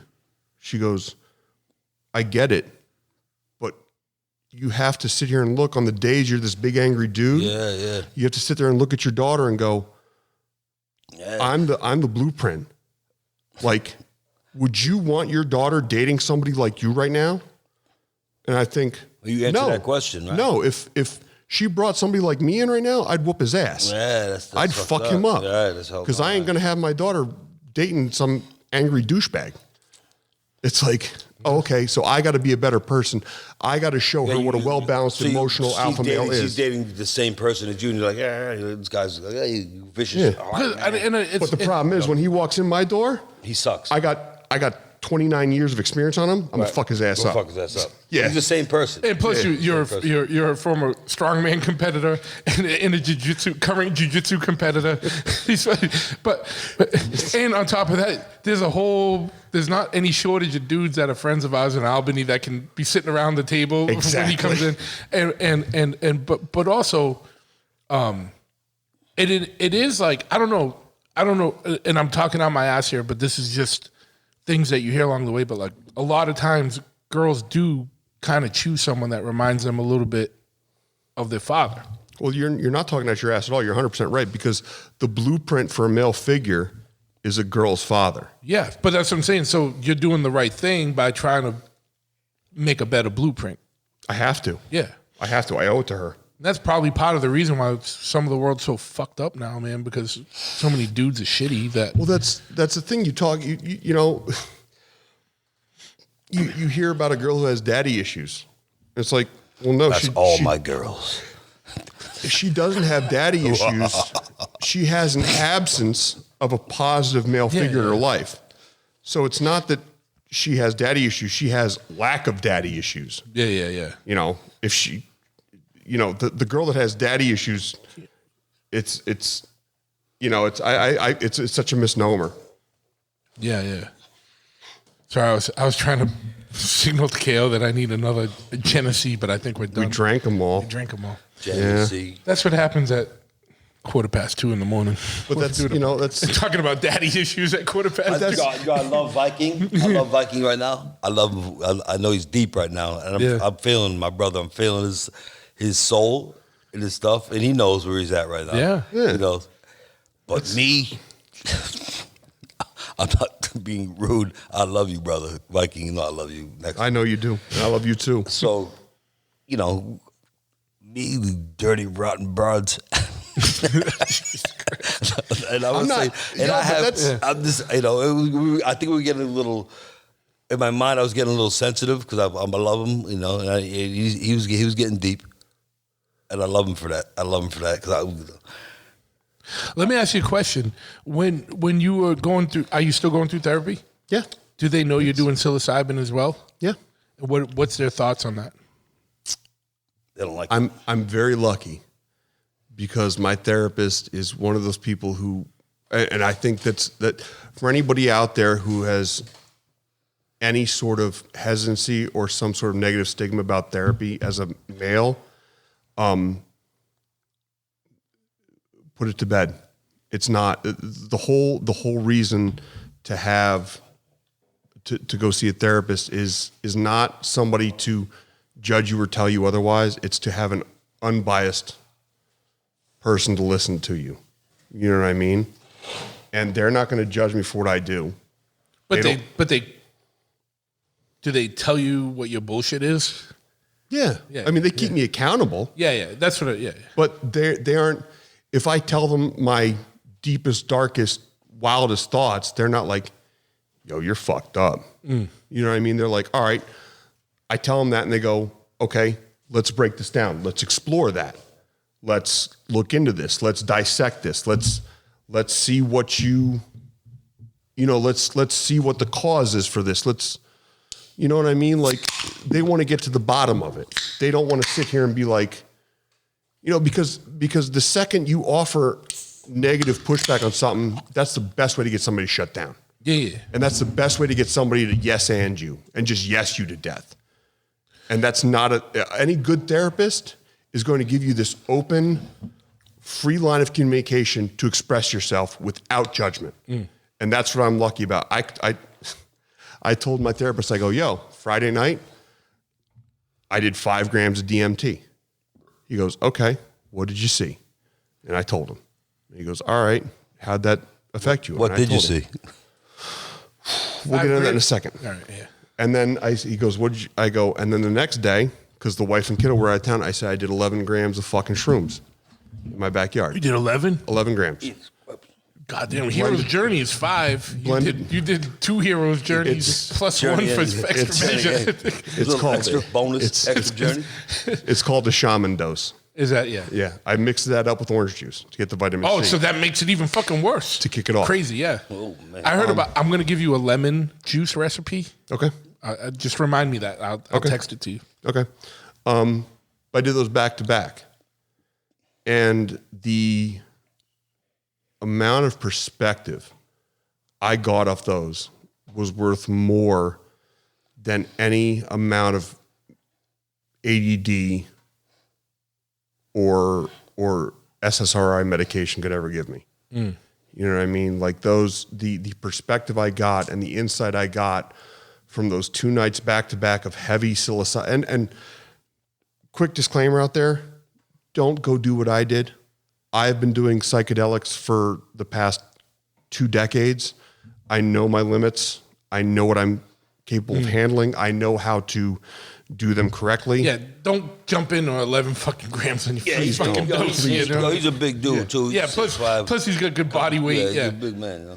But June bugs. You know, I know what I know what is needed for me. Yeah, and the perspective I've got from those has helped me so much with my anger and everything else, in conjunction with therapy and medication and just working on it. Yeah. It's pretty dope, but therapy is not a sign of weakness anymore. You know what I mean? Just think, you have to think about it as like, all right, I have all these people in my life. And also, don't get it twisted. I'm not trying to cut you off, but it's you just did. I know. You just cut me off. You totally cut me off. But you get right back into it. I'm gonna. But this is a salute to you. So relax. But the fact is, like, no. The thing is, you've managed a lot of things through therapy, but that doesn't make you like. Because a lot of guys are like, oh, I don't want to go in there and be all just wishy washy. Like, you still got that anger, and you can channel that when it's needed and justified, and I love that. But I love that you have it more under control, where it's not just controlling you; you can control it. Yeah. Because I noticed, like, even like my last few days here, because it's hot, fucking sweaty, I'm like fucking on edge, and I'm fucking cranking, and I'm fucking snapping at people, and I don't want to do that. You know what I mean? But and so I respect that. That's all I'm saying is, like, you know what I mean. So, but I'm just letting motherfuckers know, don't get it twisted. That doesn't mean it goes away. That just means you can control it and choose when to unleash. Hell yeah! And instead with you saying that, I had a day 2 days ago where me and the missus got into an argument, and I got mad, and it was one of those arguments where shit stuck with me the whole day. Yeah. And I realized, this is that old feeling, that old comfortable feeling of being angry. Shitty. That old, no, it wasn't shitty. It was beautiful. It was like orgasmic. It was like you have that fire burning right here in the middle of you. That fire of that pit that like lights up, that gives you that rage, that anger, where you have two roads to go down. You can let it consume you, or you can let it motivate you. And what has helped me is to choose the road where it motivates me. Yeah. And I chose the motivation road, and I'm like, oh, I can wear this as a warm blanket of anger, as opposed to having it consume me in like an all-encompassing rage where I'm just this ogre stomping around. Now I can take it and wear it like a nice warm coat, and it's going to motivate me to go do shit. I'm going to go home. I'm going to go prove to her that I'm a better man. I'm going to go fucking take my daughter and go do some shit. I'm going to go do this. I'm going to go to jiu-jitsu. I'm going to be a fucking beast tonight. Right. You know what I mean? I'm going to take that anger. I'm going to use it as fuel. I'm not going to use it as poison. It's not going to poison me. Right. I'm going to use it as fucking jet fuel. It's going to motivate me. Used to poison you. 100% used to poison me. And it would demotivate me, and it'd make me this depressed fucking ogre. But now I have the tools to be like, no. Good, man. It's beautiful. This is going to be jet fuel. And I'm going to come out the other side, and I'm going to be a fucking animal in a positive sense. Still be an animal. Still be an animal. Aggressive, but I'm going to use it in a positive sense. I'm going to go home, and as stupid as it sounds, I'm going to do fucking every dish in the house. I'm going to fold every piece of laundry. I'm going to go to jiu-jitsu, and I'm going to choke out every motherfucker I roll with, and I'm going to go home. I'm going to read Goodnight Moon to my fucking daughter like a goddamn beast, and I'm going to wake up in the morning and be a fucking champ. Yeah, man. And that's what that anger does for me. But I can wear it like a nice warm coat. I can take that anger that used to fucking poison me, and I can make it to be my fuel that I now run on. And that's what therapy has done to me. It has allowed me to give me the tools, the roadmap to take that anger, and where it was taking me down one fucking dark path, it's going to take me down the right fucking path, where I'm going to make my life fucking better because of it. It's never going to go away. You're right. There's not a drug in the world that's going to take away your anger. If you have anger problems, I was diagnosed with intermittent explosive disorder. I think most brothers, most people I know have anger problems. 100%. You know what I'm saying? Yeah. People There's I know plenty in the world to be angry about. From my father to my grandfather, just in my life, like my brother. Look at Ty right now. My brother Ty, I know. Look how pissed off he is. I know he's over there super mad at me right now, and I love him. Bro, his neck tattoo's turning red.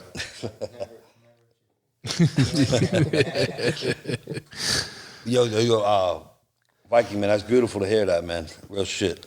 Is this the type of stuff going in therapy? Is that what influenced you to make a health podcast, or was that beforehand? Well, that's what influenced me, because I was like, me and my co-host Yogi, we were both. I was diagnosed with intermittent explosive disorder, which is basically like blind rage. It just comes on. It's a form of depression, where some people's depression manifests as like sadness. Mine manifests as unbridled anger. I've had it my entire life.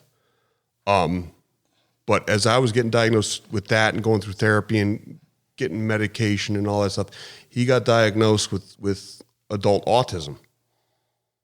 He was an angry dude, and he couldn't figure out why he was angry. He got diagnosed when he was in his mid-30s with autism and ADD.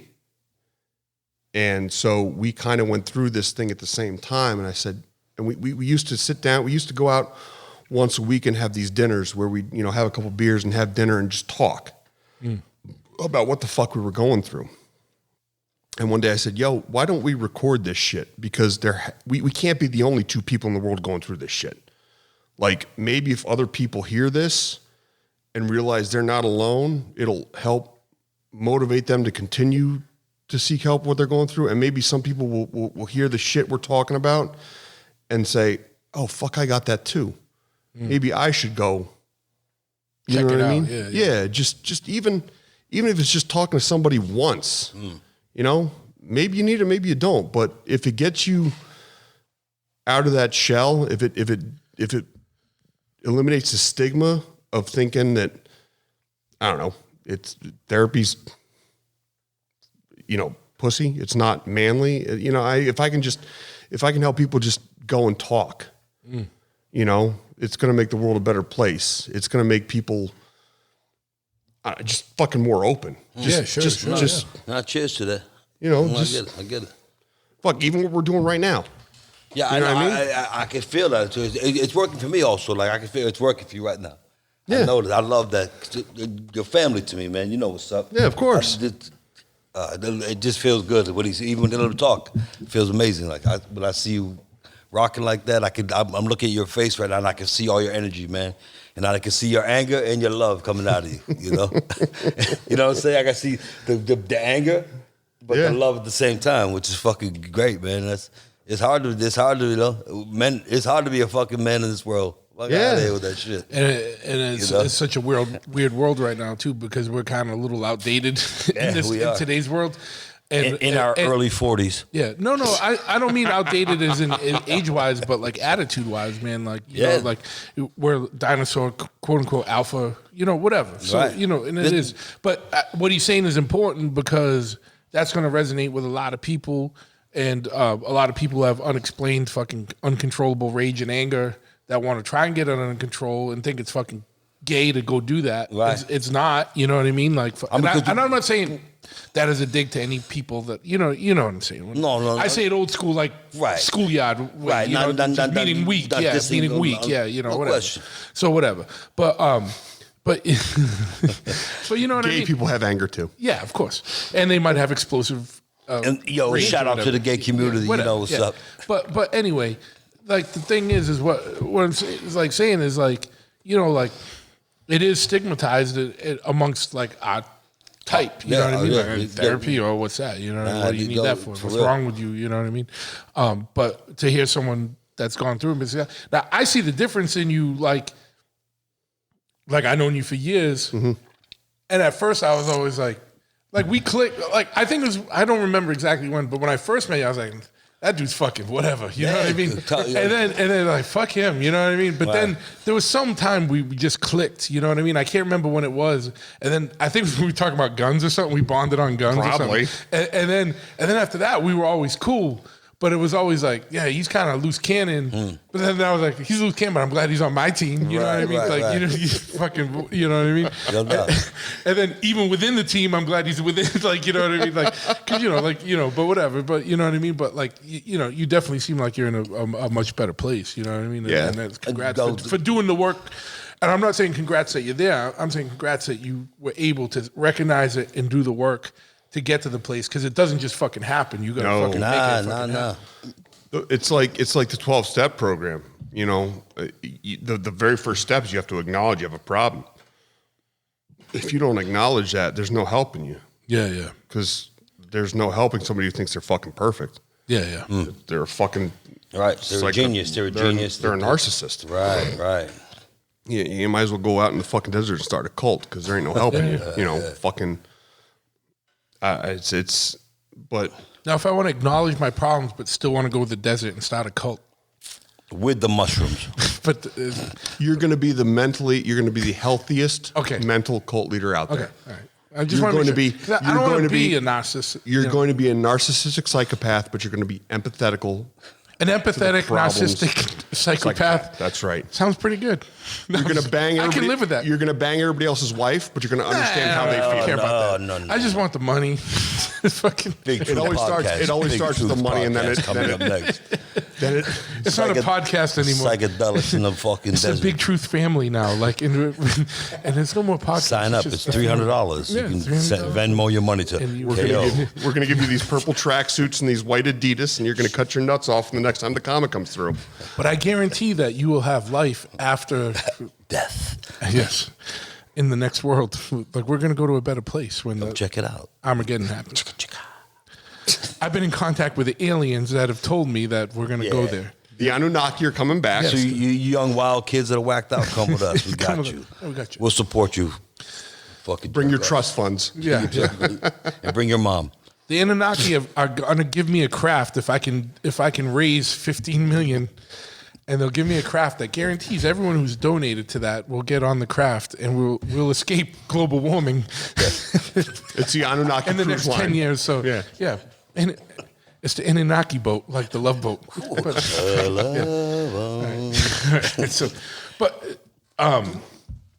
Hey, listen, look.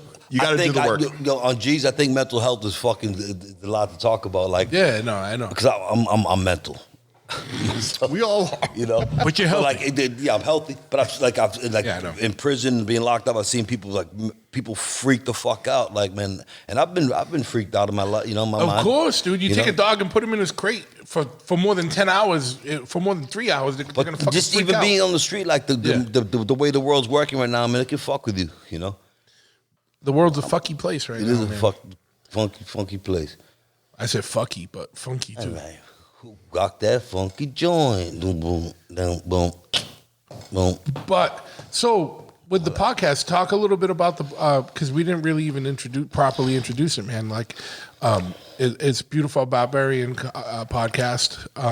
You've been going for almost a year, half a year, yeah, Which is started this. Yeah, we started this back in February. It's Beautiful Barbarians Podcast, Apple, iTunes, Spotify, everywhere you can find it. But it's good, man. Like, I do competitive jiu-jitsu now. Yeah. You know what I mean? So the whole goal is men's mental health, but I have people on that you wouldn't think have issues with mental health. We've had SWAT team members on. We've had Navy SEALs on. We've had jiu-jitsu black belts on. We had our brother on who spent some time in prison. You know what I mean? Like, all these people who you wouldn't think would have a vested interest in mental health. You know what I mean? You just think of them in natural, like that alpha male mindset. You know what I mean? They're just hard charging go people. But when you sit them down and talk to them, everybody, these bad motherfuckers have the issues that the common man has. They have anxiety. They have OCD. They have depression. You know what I mean? And it's just we're just trying to bring light that this isn't a weakness. This isn't something that's going to break you down. This isn't something that's going to make you a bitch. You know what I mean? Like, if a Navy SEAL has OCD and depression and anxiety, that's going to make your OCD, depression, anxiety maybe not as insurmountable or not as isolating. You know what I mean? Yeah. If the baddest motherfucker in our armed forces is going through the same mental shit that you're going through, and he can go talk to a therapist, Yeah, you can too. Maybe you can make a phone call and do it too. You know what I mean? It's the whole goal of it is to get these bad motherfuckers on and to have them talk about their vulnerabilities so that other people who are listening are like, oh, fuck, I got that. Yeah.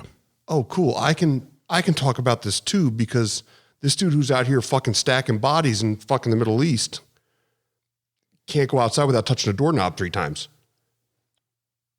I got that too. Yeah. I can go talk about it.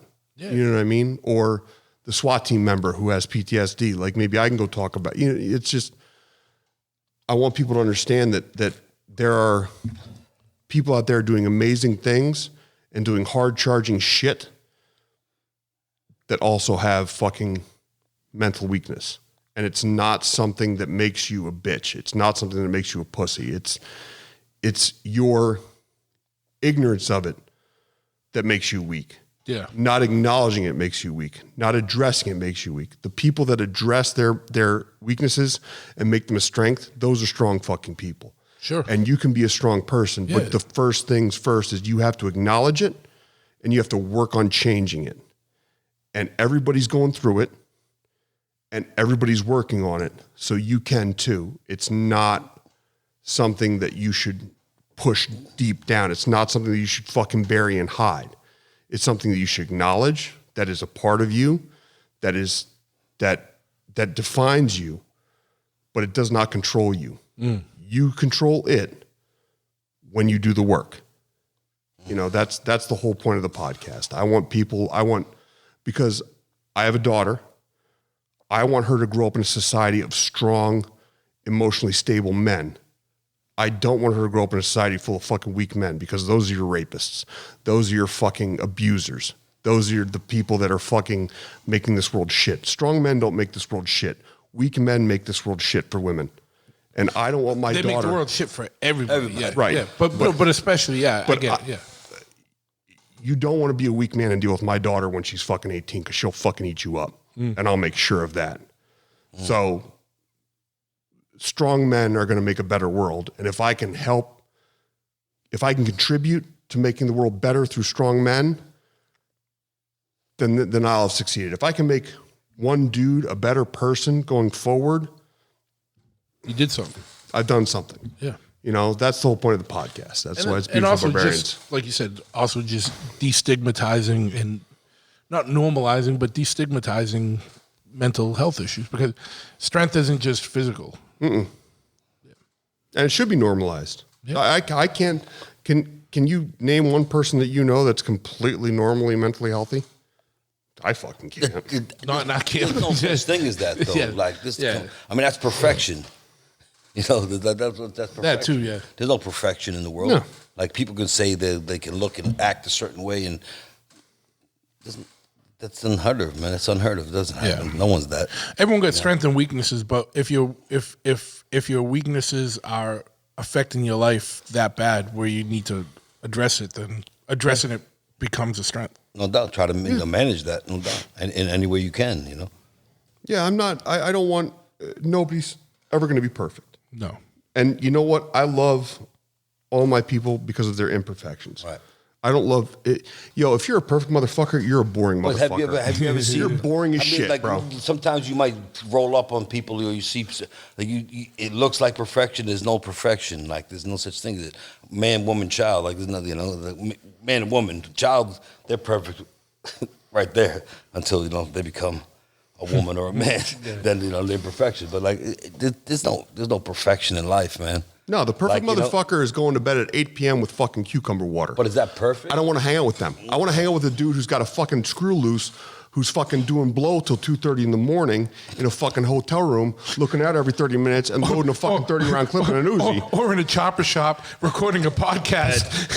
Sorry, Ty. Sorry. 241. Tomato.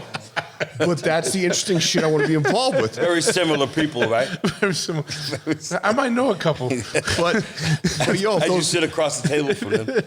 If those people are working on their shit, then I know they're still working towards a better person. Yeah, you know what I mean? No, absolutely. Perfect people are fucking boring. Yeah. There's no perfect people, man. And it's funny because, like, I like to game on people and watch people act perfect.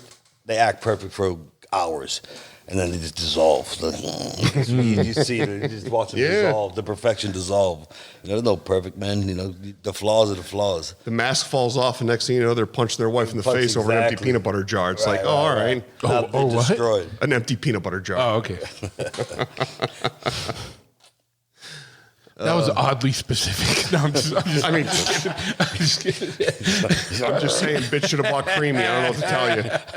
Peanut butter spread. I don't want the sunflower butter. Almond butter. This is extra crunchy, you whore.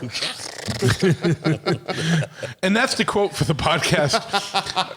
Extra crunchy whore. This was at the 1 minute 28 mark. So the 1 minute 28 mark? Yeah. Dude, what happened? I just go into a wormhole? Yeah. We've been at this for 98 seconds?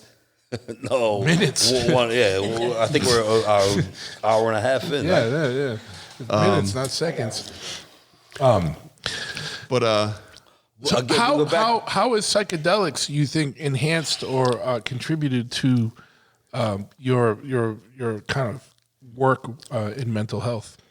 Shifted my perspective, like completely shifted it. I didn't mean to cut you off, K2. So no, remember what you were going to ask. I know. All right, it's going to get weird, but it's the Big Truth podcast. Fine. So what? Some listeners might remember that there was a podcast with me, you, and Jimmy G, where me and you were taking mushrooms and Jimmy G was taking DMT, and we recorded a good 3 hours, I think. So. He smoked that whole DMT pen and did not shut the fuck up the entire time. It was great. It was insane, especially now coming off of me doing actual DMT. I at one point I was like, how the fuck did he keep talking? Because at one point, I hit this shit. That's the next level of a consumer of drugs. I'm on my deck in my backyard. Yeah, and get to this because that was a question you had earlier. Like, what? I hit talk about shit. this DMT trip, bro. Star Trek. Remember when they hit fucking warp speed, or Star Wars when the Millennium Falcon hits warp speed? Yeah. It was like that, except I'm on my deck in my backyard. I hit this fucking joint laced with DMT, and an invisible hand shoves me back in my fucking deck chair. One toke. And I did the 3 hit. 3 heavy hits. Yeah. The mandatory. Held it and then let it out. So you did it in a joint laced with DMT. That's how I've done it, because I tried to vaporize it. It didn't fucking work. Yeah. Oh, so what's the weed? A fantasy? The weed is like a. Well, it's nice what's to come. the weed do? It's nice to come like a tropical fantasy. Tropical fantasy. Yeah. It's like the Tony Romo commercial with the Coronas. It's great. It's a conduit to help get it in your system. Because the problem is DMT smells like you're smoking a corpse. It's horrible. It's rough. Crystal. Yeah. Yeah. So if you it's like you ever it's powder. You've smoked meth, right? Yeah. Yeah, I have too. It's fucking rough. It's rough as shit. But if you mix the DMT with weed, it takes the edge off. It's like angel dust. Back then, angel dust used to mix it with a little bit of weed. Back in, That's the one thing I've never done. I've never done PCP. So maybe next Launchpad episode we can do some PCP and watch fucking. We can watch Pink Floyd and Pompeii. Yeah, we're gonna do it in Philly with Stress and Jimmy. Yeah. Philly's the mecca of PCP. Actually. Yeah. Perfect. We'll get Vinny Paz on the episode too. It'll be amazing. It's like either Uptown 140, Crazy Eddie Block 116th, 141st, Mad Men, it was called, or Philly was rocky with that shit. We used to kill that shit. The fellas. Oh my goodness gracious. Right, we smelt like because it was that formaldehyde in that shit. Yeah. So we smelled like a funeral parlor. Didn't they call that Sherm? Sherm, Sherm. But it was like a Los Angeles thing. But we smelled like funeral parlor. Funeral parlor, yeah.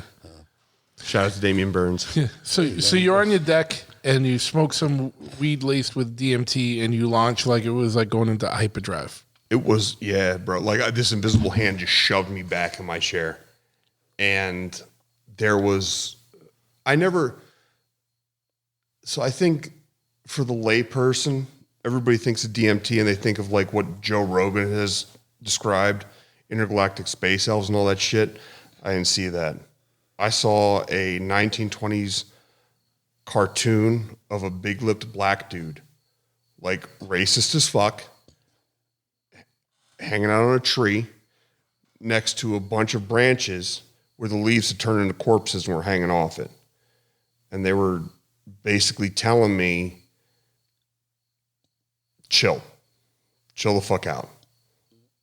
It was the craziest fucking thing ever. Like, and that's the only way I know to explain it. Like, I'm not trying to be a racist douchebag or anything. It's like, do you remember the old Looney Tunes cartoons where the black dude was this over accentuated, big lips? Yeah. You know what I mean? Like, it's just, that's what I saw. I can't explain it to you. Exactly. But I was shoved back in my chair and I'm watching this. Viking, and your racist trips. I mean, I'm just kidding. No, I know. Why did you do that? The South will rise again. I don't know what to tell you. So you can't control what you see. But it was like right there. I'm shoved. Why do you think it presented like that? I have no fucking clue. He's racist. Because the first time I did it, it was all like a Simpsons cartoon. You know what I mean? Like everything was just bright colored, geometric shapes, like just wild dancing. You know what I mean? Like that's what it was. The second time I did it, I think it was whatever people I was communicating with were like, yo, this is the hard message. It was like to get your attention. Yeah. Like this is, and the difference was between when I did it the first time and when I did it the second time, I was with somebody. I was escorting them in their DMT trip too. We were both doing it. And I think they were telling me like, yo, this isn't for, I think the second time they were telling me, this isn't for you. This isn't a party drug. This isn't, let's get a group together, do some DMT and have a great time. This is a this is an individual thing. Right? Yeah. You don't need to be with somebody else. We're going to tell you what you need to know. We can't tell you what you need to know with somebody next to you. And I was like, all right, cool. So the next time I did it, the next time I did it, I finished off the container I had and I loaded this joint up with DMT, right? Like fucking, it was mostly DMT, a little bit of weed. I can see his face. Yeah. And Y'all was feeling it a little bit right now. Like your mind, like, I hit it. As soon as if you smoke DMT and someone says DMT, you can instantly smell and taste it. Yeah. I hit it. It's wild. And my eyes shut and I went back. And it was a whole, the easiest way I can describe it is 2001: A Space Odyssey, where my man goes through the wormhole. And it's like, what are you doing, Dave? Like that style shit. And it was, this is a 2-part thing because I did that and I didn't get it. I came out of it and I didn't get it. I'm like, I don't know what that was trying to tell me. So the next day was the day I mixed up the 11 grams of shrooms with the orange juice and shocked that down. He was on one. Shocked that down. Sat down in my backyard. I made a fire in the fire pit out of this old red maple that I had cut down from the center of my yard. And I took the heart of it, the trunk of it, and set it in the fireplace and set it on fire. And I sat there and I watched it and I watched everything burn. And up until that weekend, my belief had always been that DMT, psilocybin was a gateway to another dimension, to what we're going to be after we die, right? And I sat down and I started to trip fucking hard. And 2 things came out of it. The first thing was the psilocybin and the DMT, when I think back on it, didn't touch anything in my backyard that was man-made. It didn't manipulate my house. It didn't manipulate my deck. It didn't manipulate my dogs that were running around the backyard. It only manipulated what was natural in the backyard, right? So I remember looking over and there were 2 racquetballs in my yard that the dogs play with. And they were just sitting in the yard. The grass and the ground around it was moving, was playing with the 2 racquetballs. It was like moving them back and forth. Were your dogs around too and it didn't fuck with them? Yeah, my dogs were sitting right next to me and they were running around, they were playing. The trees were talking to me and like, not verbally, but just. Yeah. Yeah, I've had that with like just on you, like almost patting you. Just in tune, the breathing, you know, at one point, like I said, a tree turned into a big green dragon, and then I looked away for a second, I looked back, and then there was a bunch of little dudes flipping me off. I'm like, all right, fuck you too. Yeah. You know what I mean? Like, it's just... It's like the sensitive part of it, like the trees now. So like, are you getting aggressive with me? Were they little racist dudes? You tell me to Or was it fuck just off? Like, what kind of dudes was it? Yeah, it was a tree full of Hitlers. It was wow, no, they were just. It was just like nondescript dudes flipping me off. But what I came away with from that, the big thing was I looked down at the fire, and nothing reacted in the fire pit, which was made out of bricks, man-made bricks. Yeah. But the actual heart of the red maple itself spoke to me, and as it was on fire, and I can't tell you, it was no words, but what it basically said was, when you're not doing these things, your brain puts in filters to prevent you from seeing the actual world, right? When you're not doing these when you're not doing psychedelics, like right now, we have like multiple filters that our brain instills in front of our eyes. But when we do the psychedelics, it takes away all of that, and we see the world for what it actually is. The psychedelics make us more sensitive. Yeah, I think they make us more. I'm not. The way I did that was, make us more like very in tune and like, But that's the thing. It strips. It makes us happier. But there is other dimensions. Of what, the mushrooms? No, just in general. But so there may be, but I think they run concurrent with ours. Okay, yeah. But what I was going to say is, but that doesn't discount the fact that we don't fully appreciate this one. No, we don't. Exactly. We don't. That's what I'm saying. And when filters are removed and we see more of this one, it becomes more awesome and amazing. But I'm just kidding. I don't know. Like, no one can tell you if there's other fucking dimensions unless they. No, I do agree with you. There are other dimensions, but I don't think that when we die, I don't think we're going to go to them. You know what I mean? I think they run concurrent with us. So it's like your next door neighbor. Like, if you die, you're not going to become your next door neighbor. Yeah. But he's living his life concurrent with yours. Yeah, you know what I mean? Yeah. So the fifth dimension is running concurrent to our dimension, but that doesn't mean you're going to go over there when you die. You know what I mean? I'm just meaning like there's no like afterlife or anything like that. Like you're not going to. And for the longest time, I was on that whole like Valhalla trip. You know what I mean? Like there's an afterlife. There's this. I'm crossing the bridge and going to the Great Hall. Dude, I hope so too. I got a whole bunch of dead dogs waiting for me on the other side of the Rainbow Bridge. Like they'd be real disappointed if I didn't show up. Yeah. You know what I mean? What's that? All right, Kale, got to go. Hey, I love you. Say goodbyes, brother. Thank you for coming. I love you, bro, so much. I love you so much, man. Love you, brother. Real shit. It was good. It's always good hanging out. We did our thing earlier, and now then we did this thing, and now you Yeah. I love you, brothers. You know what's up. And if anybody is looking for good martial arts training in the greater Boston area, Sandoff Fighting Arts. SandoffFightingArts.com. Yep. Coach Ty Tonkin. Oh, shit. Instagram. If you need the Instagram 3.0. No. Don't shout nothing out except your shit. With just power and precision. Instagram at Coach Ty Tonkin. TYETONKIN.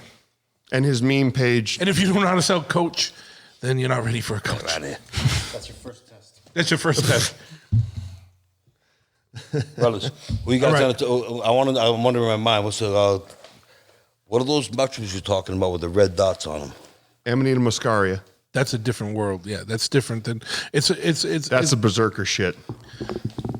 With that, Kale turns the mic away, and on that we'll set him off. We'll send you off. Yeah, I'll talk to you tomorrow, brother. Love you, brother. I love you, man. Okay. Good seeing you, bro. So fuck yeah, man. So we talked about the podcast. Listen, I want to get back into the psychedelics because I fucking love this shit. Okay. This is my jam. But I also want to talk to you. Just remind me that I want to talk to you a little bit about the transition from competitive strongman training and competition to jiu-jitsu. So let's talk about that afterwards. Yeah, absolutely. Two things there. Yeah, but Let's finish the psychedelics. Yeah. Well, not finish, but continue with the psychedelics. Yeah, so It's never finished. Never. Never, ever, ever. I don't know if I've ever gotten full launch on DMT. Yeah, I don't think I have either. I haven't broke through. I was down the wormhole and I saw the door. Not a real door, but like no, I know what you're saying. I know what you're saying. It's almost it's a feeling. And I was too scared to take another rip because I didn't want to lose where I was because I was so stoked to be even, on that plate in that place. Sure. So I didn't want to break out of it. No, yeah. But then I got a real, Yeah, no, that's how I felt when I got like shoved back in my chair. I was like, here we go. Oh, I may be a cunt hair away from fucking full launch, but I can't move. Like I'm just, I'm shoved the fuck back. Like, what do I do? Yeah. And I'm like, DMT is a tricky one, man. I feel like I wish I knew somebody locally that was more experienced with it because I feel like there's an art form to even doing it right. Yeah. Like it's not like mushrooms where you just eat a bunch. Right. And you measure it out and figure out the dosage you need to eat. You know or don't measure it out and just eat a whole shit ton. Yeah, or whatever, yeah. But DMT, there's a little more to actually launching with it. And I think there's a lot of bullshit out there. Like if you try and read stuff online and people are like, oh, we're going to launch it, did this and that. Like, no, you didn't, dude. Like, I can already tell, like, you're fucking lying. You know what I mean? Like, there's no glory in it. Like, if you didn't, like me and Dan have done DMT multiple times and, like, literally only kind of sort of launched probably once or twice. You know what I mean? The other times it was awesome. Yeah. You see like a lot of colors and geometric patterns. Yeah. And like you have a warm feeling, like feel like you're in the womb almost. That type of stuff, and it goes away. But like launching down the fucking wormhole and breaking through into like wherever, I'm trying to do it. I don't know if it exists. People have said it, like credible people too, you know what I mean? And not so credible, but it's the one thing I've come away with psychedelics is it's such a unique experience from person to person. You know what I mean? And from trip to trip. Yeah. Now, let me ask you this. I feel like after I did DMT, when I did mushrooms next, my mushroom trip felt more DMT-ish. Like something got unlocked. And I feel like there was a little more of a DMT type vibe to the mushroom trip. I don't know how to explain it, like, because all this stuff is very hard to articulate, you know what I mean? But it was just the feeling and maybe some of the visual aspects of things felt more. So I have the benefit of doing them back to back, high doses of both. Okay. Because I did the 5 grams of DMT Friday night, and then I got done with work Saturday, and I got home at 1 p.m. Saturday. I did 11 grams mixed with How long did the 11-gram trip last? 2 hours. That was it? It was crazy, man. Because that was short. Yeah, I was really surprised, but it instilled in me further that psychedelics are only going to take you as far as you need to go. Yeah, to learn what you need to learn. What kind of mushroom? What strain? No clue. Okay, I got them from my homie. They weren't PEs or APEs. They weren't B+ or Golden Teacher. There's so many, Yeah. So they weren't the big four. They weren't B+. They weren't Golden Teacher. They weren't Penis Envy. They weren't Albino Penis Envy. Okay. Like I know those four on site. But man, they were good. Well, 11 grams of any of them are gonna fucking be good. Yeah, probably. Yeah. So they were good. But it was. I agree. It's after doing the DMT and kind of giving me a God, this sounds so hippy dippy, but like give me that psychedelic roadmap going into the 11 grams, that shaman dose. But we talked about this earlier. You have to respect the big thing with psychedelics, and I think where people fuck up is they don't respect what they're doing here. Yeah, you know what I mean. Like they 100%. I can attest to it. They look at it like, oh, this is something cool to do. It's like no. You have to sit there and you have to look back on what these things were. And for the 12,000 years, it's not a recreational thing. No, it's what every religion was based on. Organized religion, I don't know who said it. Organized religion is a bunch of sober assholes trying to reproduce one guy's great psychedelic trip. Yeah. You know what I mean? Like, that's what it is. It's a bunch of fucking prudes. There's books on it, like how religion evolved from mushrooms, basically. John Marco Allegro. Yeah. The Mushroom and the Holy Cross. Yeah. If you have not read that book Read it. and you are interested in psychedelics, go read that fucking Yeah. book. It is amazing. But the DMT, because it's so short, gave me a better roadmap to really explore the psilocybin trip. You know what I mean? Like, because you only have 10 to 15 minutes to and what's wild about the DMT trip is, to anybody who hasn't done it, it's not like mushrooms where it slowly wears off. It's like, snap your fingers, it's done. Yeah. You're like, I'm tripping hard. Oh fuck, rent's due tomorrow.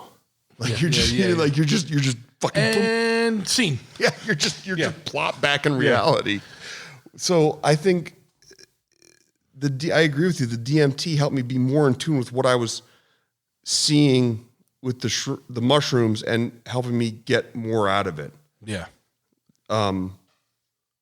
I really, it's, I can't say enough about it. I think it's fucking amazing, and I really wish more people did it because. Yeah. And with that said, do your fucking research. Just don't jump into it and go buy a bag of mushrooms and fucking grab it. Well, do that, but be a little smart about things. And you can always take more. Remember, that's a big thing. You can always take more. Once you've eaten them, you can't take less. Yeah. Once you've eaten what you've eaten, or once you've ingested, you've bought the ticket. Yeah, you have to take the ride. Yeah, the ride's coming. Whether you want to or not. You can take more. You cannot take less. Yep. So start off light. Like I didn't start off at 18 years old doing 11 fucking grams. No, and if you're under 23, be careful with all this shit anyway, because like it or not, your brain is not fully developed. Yeah. So just be fucking careful. And if you have things, if you have schizophrenia or like heavy, severe mental illnesses, stay away from this stuff, and or do it under a very guided process with somebody there. Like if you have schizophrenia or what's it called? I have such a big fucking issue with it too. I know the multiple personality or borderline personality disorder. Yeah. If any of those are in your family, consult with a psychiatrist. And then if you're still intent on doing it, on it, yeah, microdose. Start with the microdose. Yep. And if you start to feel fucking wonky, do not continue it. And if you are feeling compelled to do a full trip dose, make sure you have some kind of guidance or some qualified person there with you under some controlled situation. Don't go to a fucking concert and do it. You know what I mean? Yeah. No. Someone who's experienced psychedelics should trip sit you. Yeah. I mean, unless you're my level, and I'm not tooting my own horn, but I know my limits, and I know I don't need a trip sitter. Yeah. I can sit there and do 11 grams, no problem by myself, and get what I want out of it. But start off slow, and see if it helps you, and have the wherewithal to realize, oh, this isn't helping me. Don't continue it. Don't. Because it has nothing to show you. If you're not getting anything out of it from the first dose, it has nothing to show you. Because no matter what level of dose I've done, I've always gotten something out of it, whether it's been 1 gram, half a gram, or 11 grams. I've gotten something out of it. If you do 1.5 grams and get nothing out of it, stop. You don't need it. It's not for you. It's going to tell you what you need to know. That's the great thing about it. Yeah, it's true. If it doesn't tell you anything, then you don't need it. Yeah, I didn't think about that. Yeah.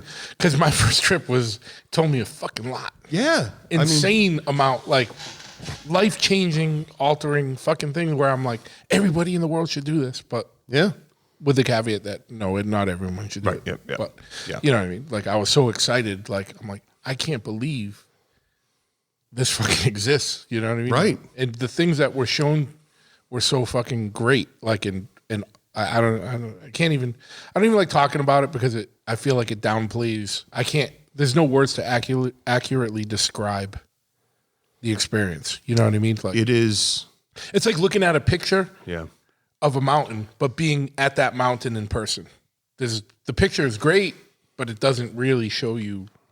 It's the 12 blind men describing the elephant. Yeah, exactly. You know, if you haven't been there, I can't tell you what it is, but I can tell you with 100% certainty, if you do it and you don't get anything out of it, do not continue to do it. Yeah. Because they're telling you that this is not the road you need to go down for your fix. There's another road you need to go down. You know what I mean? It's wild because it's a very intuitive drug. Yeah. It's a very intuitive thing. And I think that's why. And they might be you. Yeah. You know what I mean? Like your brain and your consciousness, there's more to it than we know. Yeah. And it might be your subconscious self saying, you're not ready or this ain't for you. Like, let's go into protection mode. I'm not showing you shit because I don't want you to want to do this again. Who knows? You know what I mean? Yeah, I could see that. I don't think it's a protection mode, though. I think the nice thing about these is it strips away all those protection modes. It strips away all those filters. And it's like, this is what it is. Yeah. And if you don't get anything out of it, well, then I can't show you anymore because I've taken everything away. Yeah. You know what I mean? I've stripped it all away. Ready and you're just like, okay. And it's like, all right, well, then this isn't going to fix you. Yeah. You know what I mean? Yeah. Like, I've showed you the wonders of the world and you're still like, meh. It's like, okay, well then, you know what? Why don't you go talk to a therapist? Yeah. Or maybe you should be on Wellbutrin. Yeah. And that's the other thing too. I tell people with the podcast too, is like, not everybody needs therapy. You know, I think that this new woke day and age, you know what I mean? You see everywhere now that people are like, oh, I've been to therapy and this, that, and the third. It's like, some motherfuckers just need a motorcycle. Right. Yo, some people just need to just fucking get out in the road. Unwind a minute. You know what I mean? Yeah. Not everybody needs therapy. Just because it's the cool hip thing to do, or just because they're removing the stigma of it, still doesn't mean everybody needs to do it. You know, you may not need to go talk to somebody. You may just need to get away for a fucking weekend. Yeah. You know what I mean? So you have to keep in mind that no matter what you do, whether it be psychedelics or psychiatry or a motorcycle trip, if at the end of it you sit down and you go, I didn't get anything out of that. Well, don't continue to do it. No. Don't force it. Nobody's ever gotten anything out of forcing it, except maybe a rape charge. Yeah. And see, it doesn't take away your humor. But that's the thing. Like you have to have the wherewithal. It's like, okay, is this working for me? And that was one of the things I was taught. One of the things that was instilled in me through powerlifting and strongman is, you know, you can try all the newest fads of working out and shit. And there will always be new shit, and there's always going to be some new motherfucker online saying, this is what you're going to do for maximum gains or maximum strength or explosive this or fucking blah, blah, blah. But guess what? Each one of us is a unique individual. Yep. It's not always going to work. So you got to keep the 10 to 25% that works for you and throw out the rest. Yeah. And you have to have the mental strength to realize, okay, this isn't all working for me. Let's throw it out and let's go back to the drawing board. You have to go back to the drawing board every time because there's no growth without renewed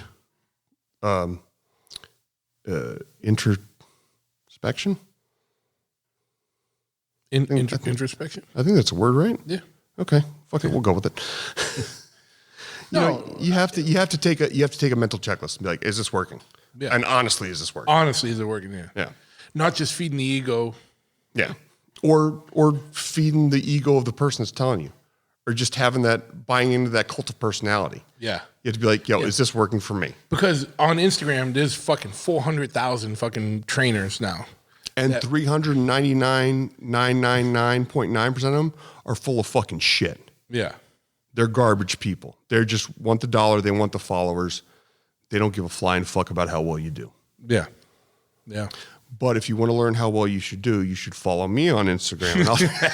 And for only $49.99, fucking, yeah. No. Yeah. No, but it's true, man. Like,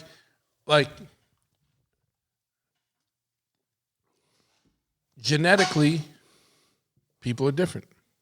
Yeah. And some things are going to work better for some people. And because it works better for them, that doesn't mean that it's going to work better for you. Right. And their method might not be the method that works for you. So there's other things you got to try. And that's the same way with I'm learning this lesson right now, and I'm being a little humble pie here. Like, I'm 50, right? And You don't look a day over 47. Yeah, 49, right? But what I mean is, like at the gym, like I'm still trying to go hard. And my body's like, fuck you, dude. Like my shoulders like, fuck you. Yeah. Now I can feel it in my knees like, fuck you. And guess what? I've been going lighter and doing more reps and stuff. And I've been feeling great. Yeah. And I'm like, fuck, this is what I got to do for at least for a little while. Like I can't do I'm not going to do like fucking max fucking shit right now. Like, you know what I mean? But the ego is hard to keep in check because you're at the gym. And you're like, fuck this, I can do more. And I'm not looking at other people. I'm like talking with my own internal struggles. Like, I can do more. Why not fucking doing more? Blah, blah, blah. Fuck this. Like, you know what I mean? And that's when I can't move my shoulder at all the fucking next day. And I can't, it's hard to ride a motorcycle or move a motorcycle around. And that's what I got to do all fucking day. You know what I mean? And then if I go lighter, more reps, the pump is actually more intense. And especially if I go slow or stall or do the different techniques and tricks. And I'm like, and I was like, guess what? I can move a little bit better. Yeah. Fuck, why am I not doing this more? And you're still satisfied. Yeah, You're still, absolutely. you're like, you still have that satisfaction of physical work done. Yeah. And that's You the can't key. underrate that either. Like human beings, for whatever reason, like you have to get some physical shit done to feel good. You know what I mean? Like, I mean, I'm sure not everybody has to, but No, everybody has to. That is I will this is a That's hill science. This is a hill I will die on. Okay. We are not built to sit in front of computers all fucking day. no, absolutely. If I mean, were we built might evolve into that, but right now at this stage, I hope not. No, hope but I'm not. saying at this We're all gonna stage, look like those fat fucks from Wall-E. yeah, Where they're all fucking floating around on a cruise ship in the middle of outer space with no fucking knees. yeah. But yeah, there's a reason, you get the runner high, you get the exercise high. It's the body releasing endorphins saying, hey, this is good. Yeah, You should be physically do some active. more of this. Yeah, Yeah. It's, but you have to be smart. You have to think about stuff. That we've become this society of people where we just want other people to think for us. And that's where the influencers come from. That's where the personal trainers come from. The motivation coaches Tell come me from. what to do. Yeah, because I can't think for myself. And it's like, oh, I've been on this. I can't tell you how many times when I was doing strongman, guys would come up to me and be like, I've been on this program for fucking 3 months and I'm not making any gains and I'm always injured. It's like, It's not the one for you, bud. well, why are you still doing it? It's like, well, because this guy has this and that and this other accolade. And it's like, okay, is he you? No. All right. Well, guess what? That doesn't work. Yeah. Well, I've been paying this guy $50 a fucking month. Okay, cool. It works. Just because it worked for him doesn't mean it works for you. The more money you give him doesn't mean it's going to work for you fucking better. Like, I just need to get 3 months in and then it's going to magically work. yeah, right? No, you're going to fucking dislocate your shoulder. Stop it. Yeah. I have the same thing with the competitive jiu-jitsu now. It's like, So let me ask you this though, before you get into that. Sure. Like I knew you originally, you were an active strongman competitor. And then you've transitioned to jiu-jitsu. Does that also have to do with the change in your mindset? Or is it that just kind of happened? Because, jiu-jitsu is also like kind of a mental. yeah. I'm sure it all is. It all is. You know what I mean? But like what kind of, did that just kind of happen to coincide at the same time? Or do you think that happened to go with also the shift in your whole mindset? No, the impetus came from my daughter. As she got older and became more active, she'd want to play and run around. And it's really hard to tell a 2-year-old, Daddy wants to play with you, but he has to warm up for 45 minutes so he doesn't tear a hammy. You know what I mean? Yeah. Daddy has to get in a hot shower for 30 minutes so he can loosen everything up because he had max effort squats the day before. And then Teddy can't move right now. right. Yeah. And then COVID came through and shut everything down. So gyms weren't really available. So I was doing workouts at home.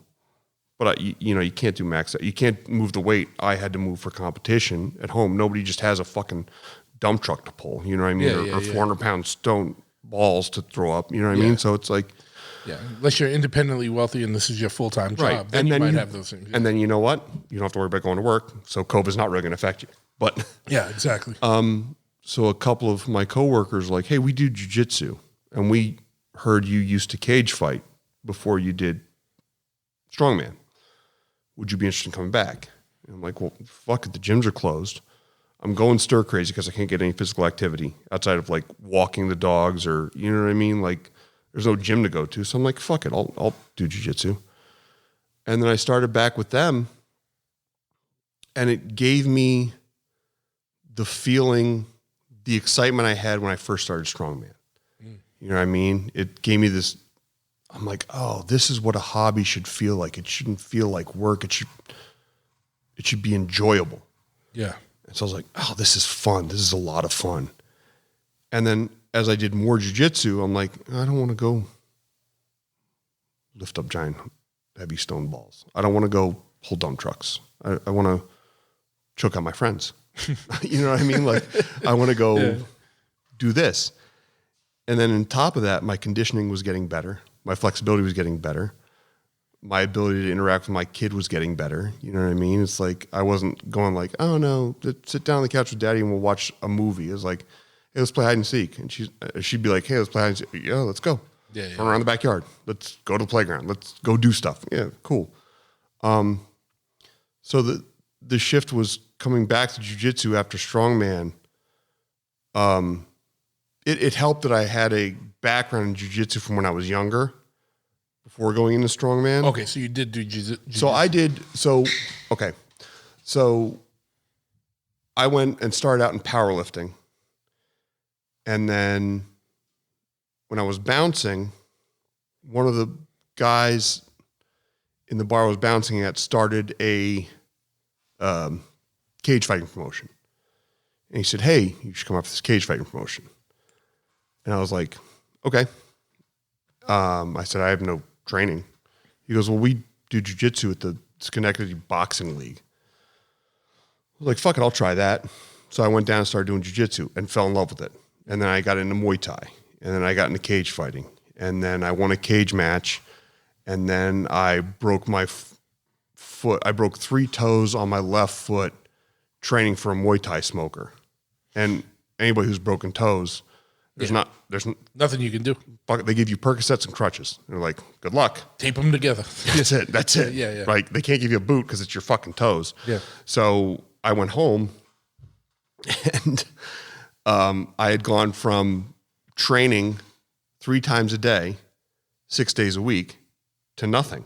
I'm laying in my fucking bed because my foot's the size of a football and my toes fucking hurt. We should put a sheet on it. And my wife at the time goes, if you don't get the fuck out of this house, I'm divorcing you. Joke's on me. She divorced me anyway. But I went and got out of the house and I went back to the gym where I'd done powerlifting and just started benching because it was the only thing I could do. Yeah, you know what I mean? Upper body. Yeah, I can't do a goddamn thing.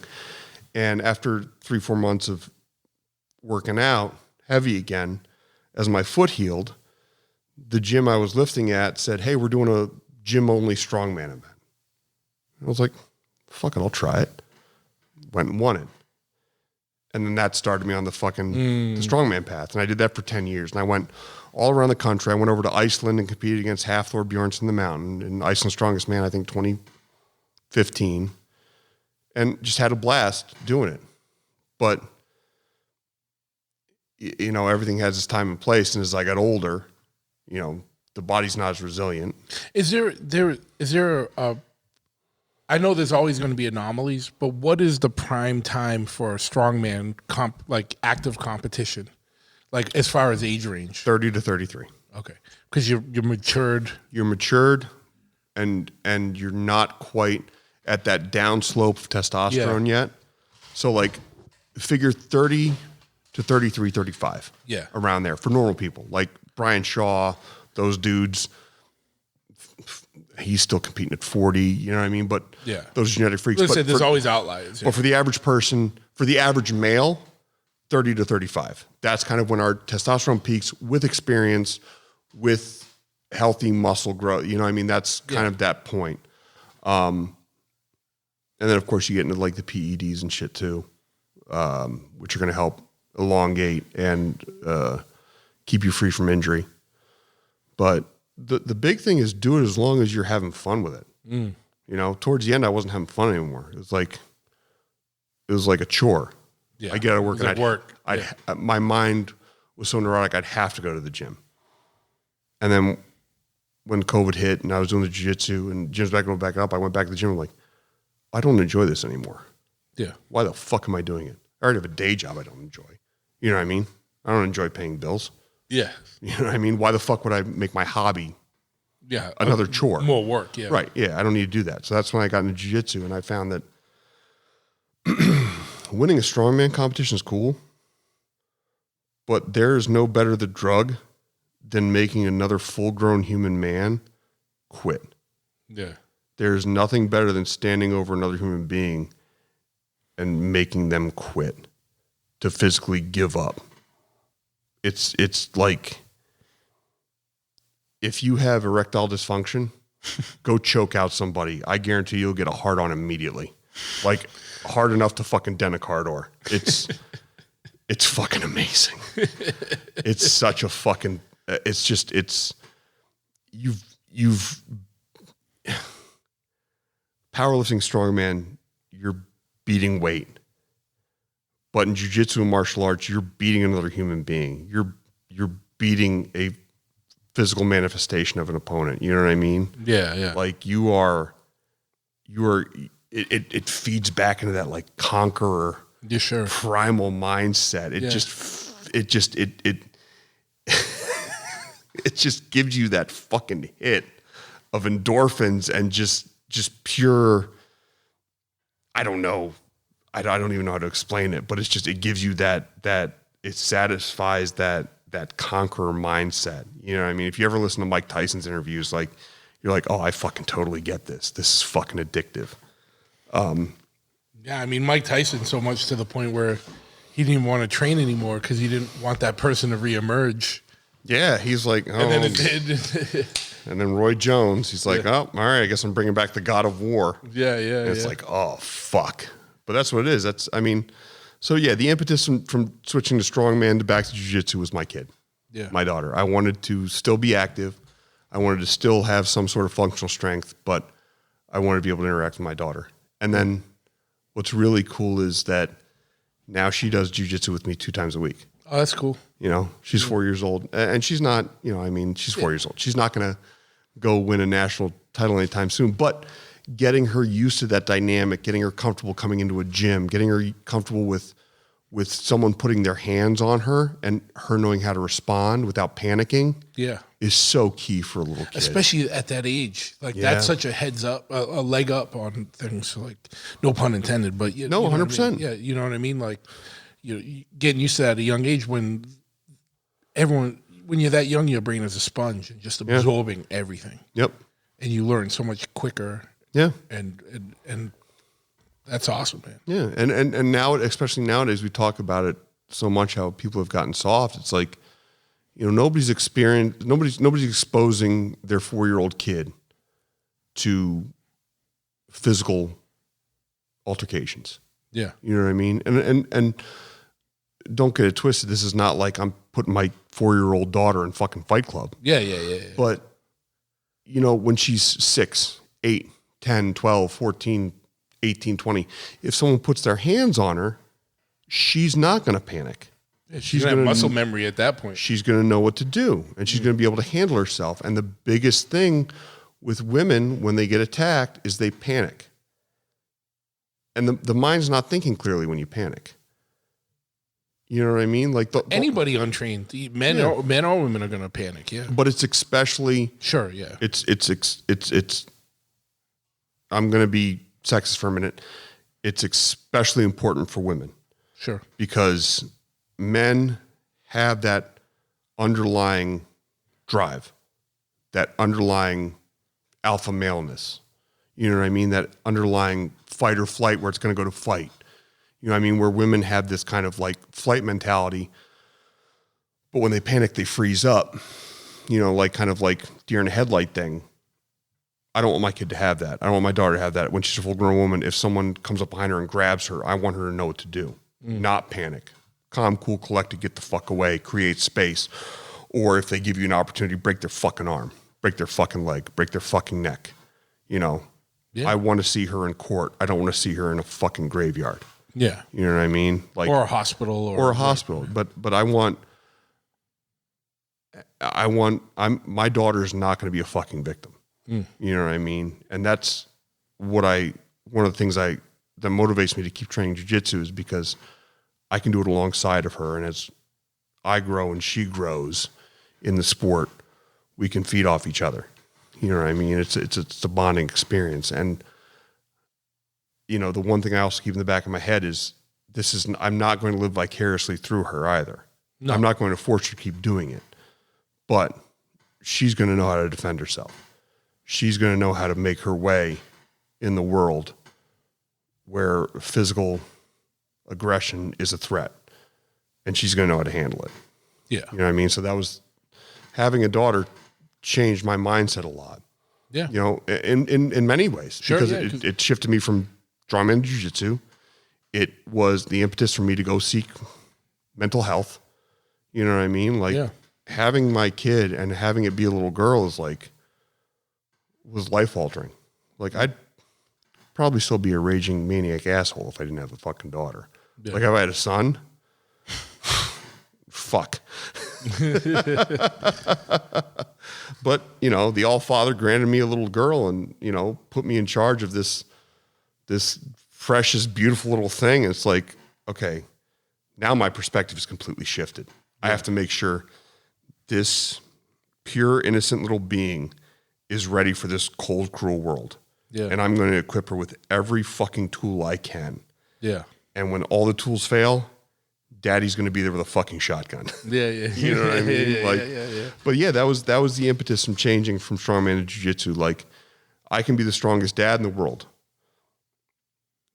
but having a big bench isn't going to protect her from a fucking sexual assault. Yeah. You know what I mean? And, you know, it may be a morbid way to look at it, but I'm also a realist. Yeah. You know? Or, you're not going to drag her to the gym to do strongman stuff with you versus... No. Yeah, and you know what? I'm never going to drag her anywhere. No, I didn't mean drag. No. I know exactly what you mean, but I don't want anybody to think that I'm forcing her to do something she doesn't want to do. She's probably still having fun with it, right? Oh, she's having a blast. Yeah. She has a blast every fucking time. She doesn't learn a goddamn bit of jiu-jitsu. But she's having a great time not learning. You know, rolling around on the mat. That's it. She's 4. I have no unreasonable expectations. She takes a swim class and flops around in a pool for a half hour. She does gymnastics and rolls around on a mat for a half. Like, she's 4. Like, she's not. She's not Simone fucking Biles here. She's a 4-year-old. She's gonna have fun, and that's what I expect. But she's learning that dynamic. Yeah. And that's what's going to set her up for success later in life. And the dynamic, and also just getting used to the environment and accustomed to it, so that, you know, down the road, if she chooses to pursue it, she's already kind of right. There's no weirdness. She's like already used to being in that. Yeah, she doesn't have to start off from zero. She can start off from a little bit better than that. Yeah. You know. Well, hell yeah, man. Fuck yeah. That's it, man. The whole change in my life was having a kid. Yeah. And it was the coolest fucking thing ever. I thought it was cool because I remember like early pictures of your kid who was all smiles, and this is before this is when you were still maybe not where you are now. Yeah. So it was like, dude, look how happy your kid is. Like fucking, it was awesome. You know what I mean? Like, how'd that come out of you, bro? Like, not come out of you, but how did you make that? You know what I mean? I did. My wife did. Yeah. No, I know. But part of you's in that. You know what I mean? Oh, absolutely. Yeah. I'm so happy. You know, it's the fulfillment I've gotten from creating a family has really just, it's made me better in every way. And I really, you know, to have something out there that holds me accountable outside of my own brain, it was the thing I needed to be the better person than I am today.